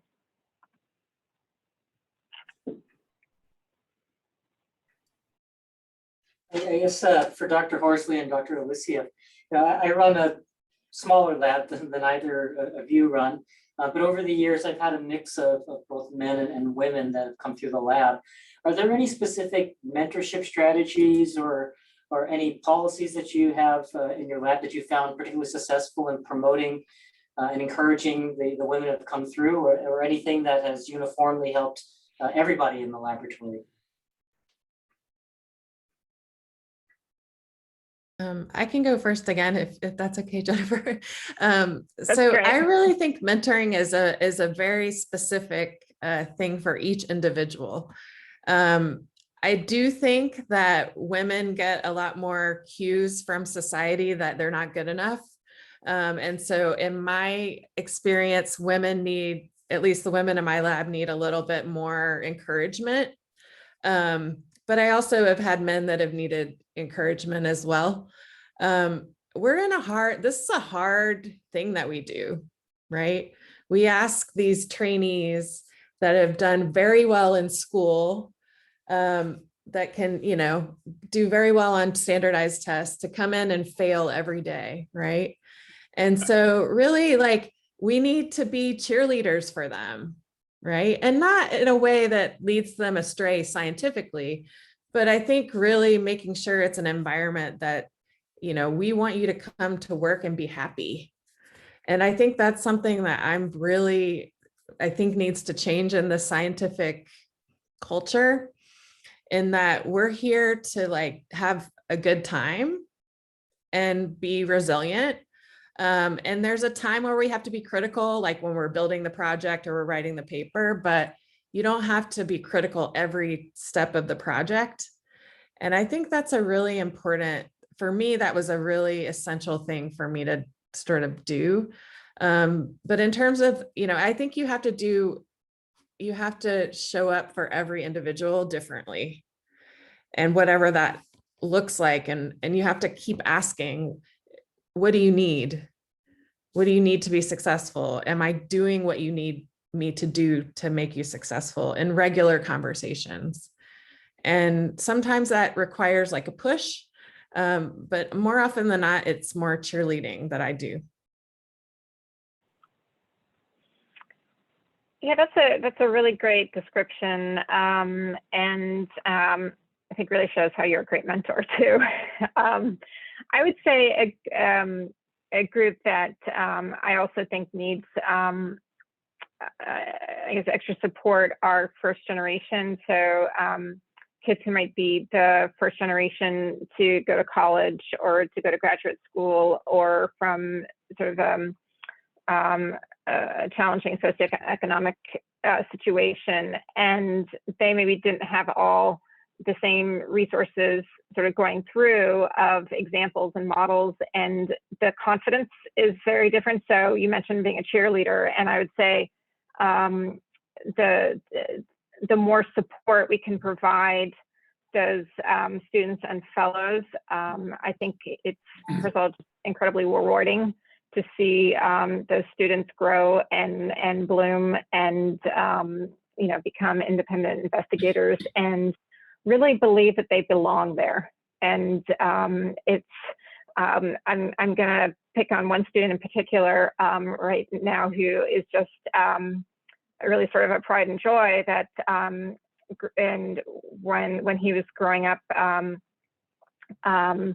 his dream was to be a janitor at a place like Hopkins, right? And here he is getting a PhD at Hopkins, and it's a real true joy to watch that evolution. So I think there are many situations where a sort of additional support and additional cheerleading can really make a difference.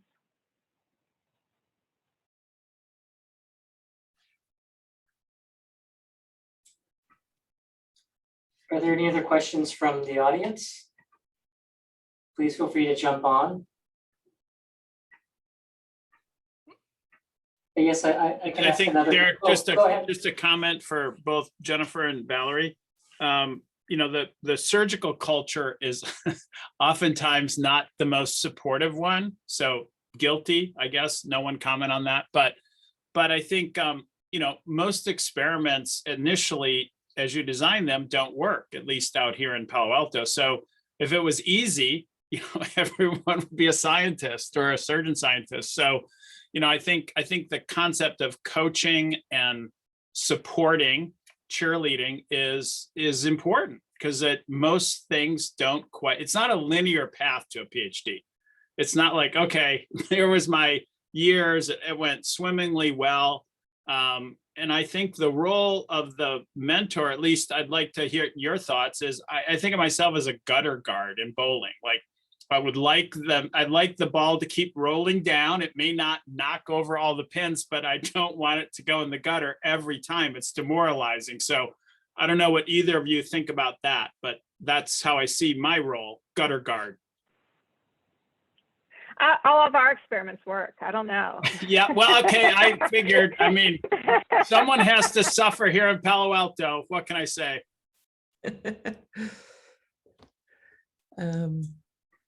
Yeah, I also think it's really important that you find a lot of mentors. Like, it's not just me that provides support, but it's also the group that I build, and making sure that the environment in the group is supportive of each other, and that we have systems in place where they can ask for help and not be worried about asking for help.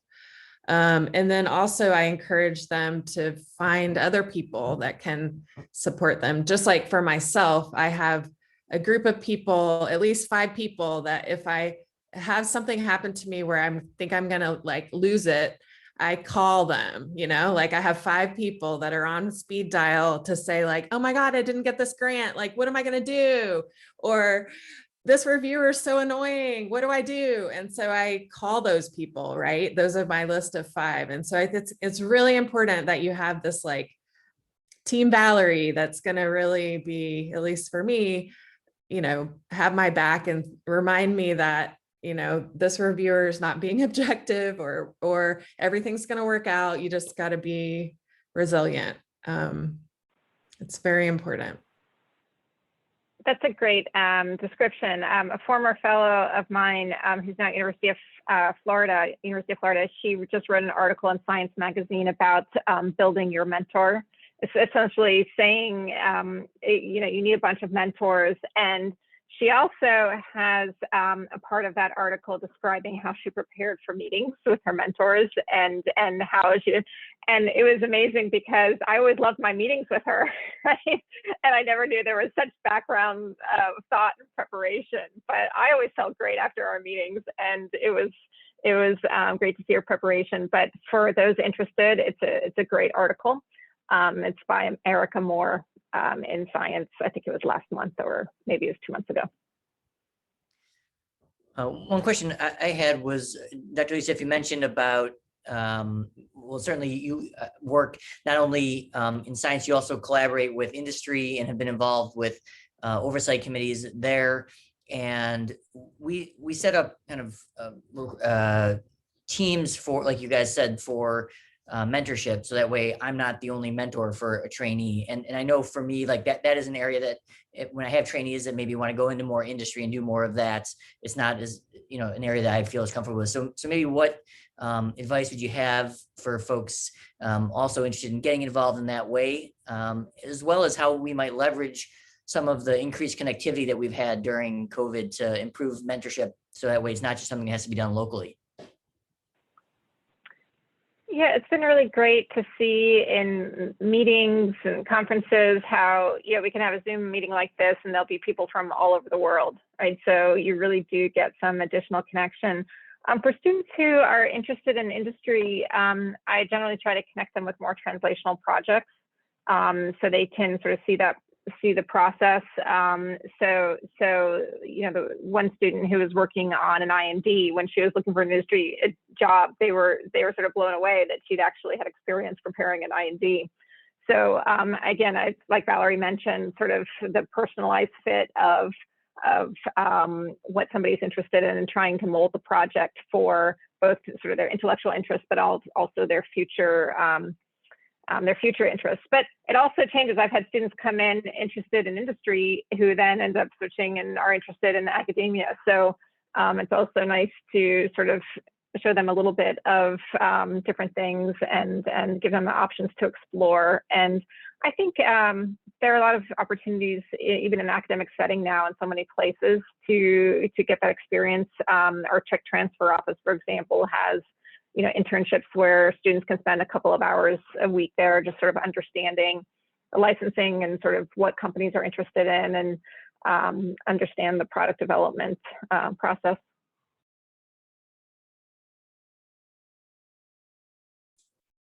I had another question for both Dr. Horsley and Dr. Alicieff. This past year and a half has been ridiculous for all of us, especially for people with families and kids, and work-life balance has just been thrown out the window. And as we are transitioning out of the pandemic now and people are returning to work, I think a lot of people still do have childcare issues. Are there any strategies or recommendations, anything you've adopted in your lab that has really helped women or even men that have that responsibility out?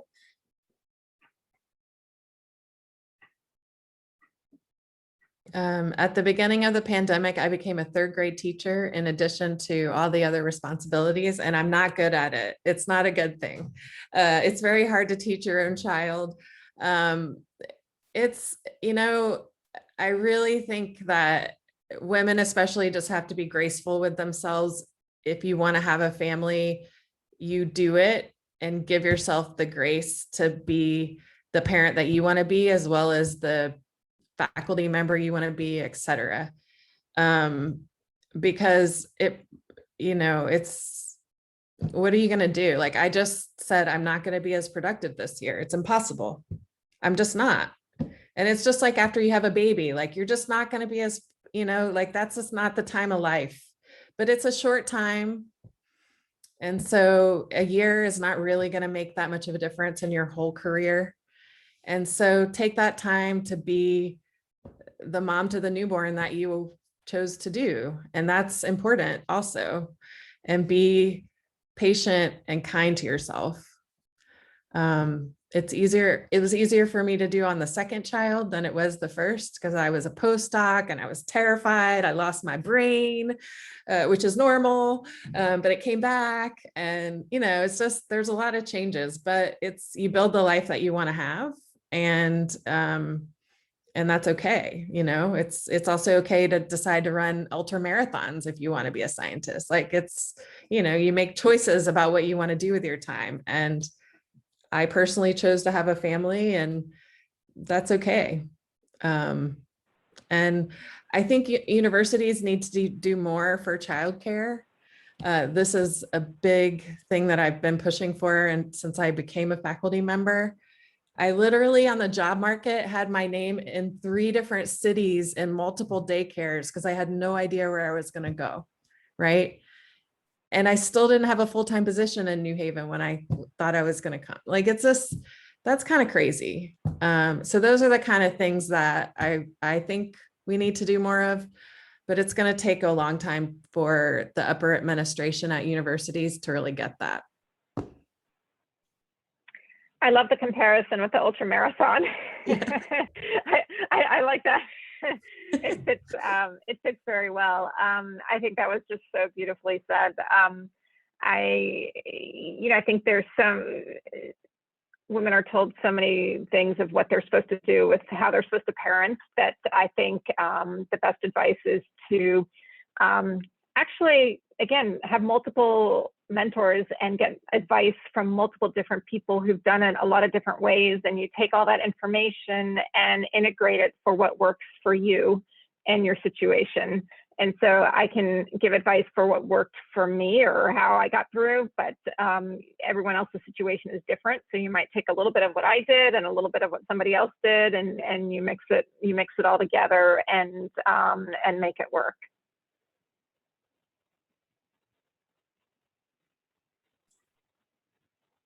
I guess along those lines, for people that do elect to have a family, a lot of us have benefited from early stage investigator status, and I know you can get extension if you do have the child. But do you think that's enough, or do you think the NIH should provide even longer extensions?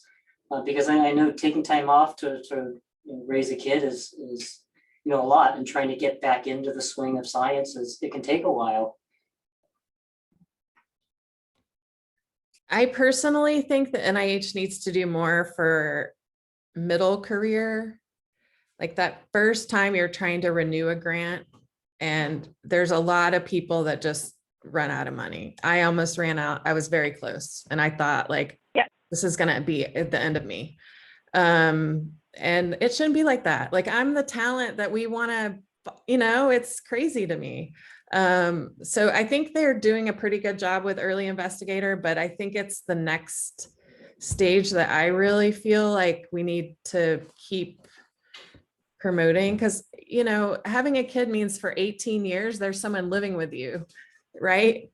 Like, it's not just the beginning when you have a baby. It's like, it's today I had at 2:30 to go pick up my daughter because there's no after school anything anymore, so it's, and that's okay. I don't mind. I'm flexible. I can do that. But it's, we need support throughout. And I think that's something that's really important. But I agree 100%. And that's also sort of when your honeymoon period at the university is over, right? So it's just really a rough time, and the accumulation of all those years and work that mid-career, I 100% agree. The other thing that I've seen people struggling with is, it's somewhat mid-career, but I'm thinking of a faculty who just had a second child, big lab, lots of grants, and isn't receiving the right administrative support to be able to function, right? So I think there's a really poor system in universities in general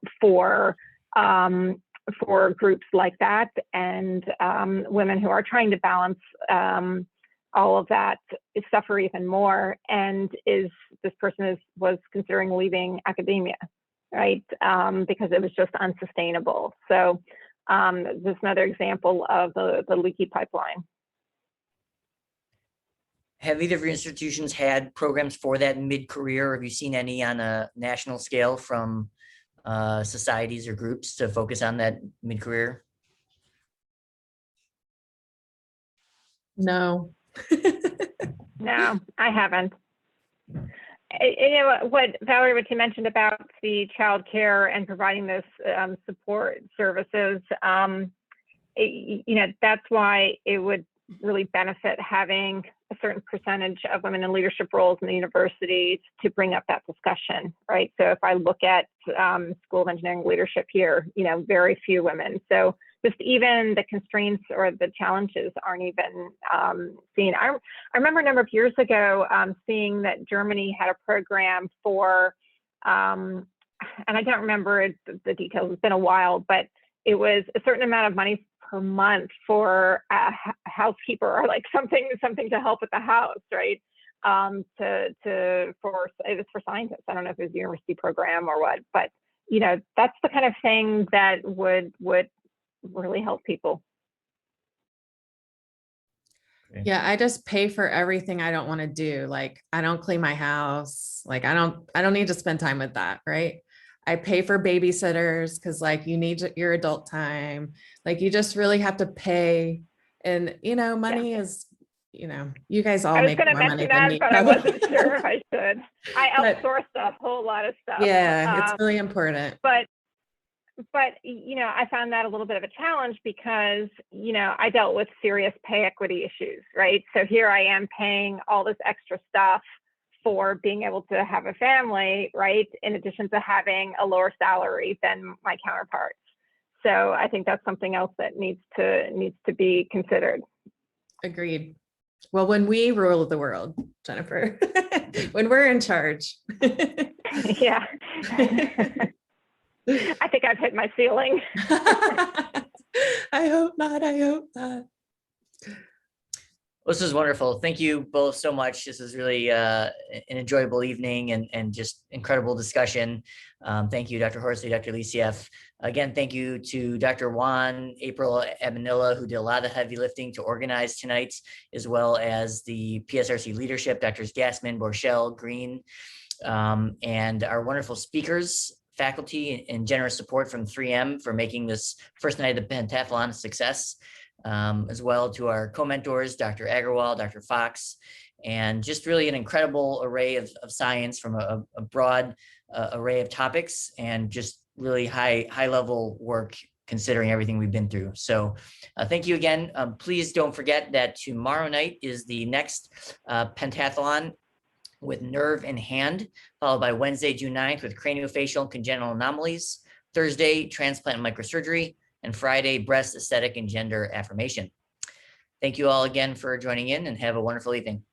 I just wanted to briefly mention that we will be doing the closers IG live right now if everyone wants to join on the PSRC 1955 account. Okay. All right. Bye. Thank you. Good night. Thank you. Good night. Thank you, everyone. See you soon.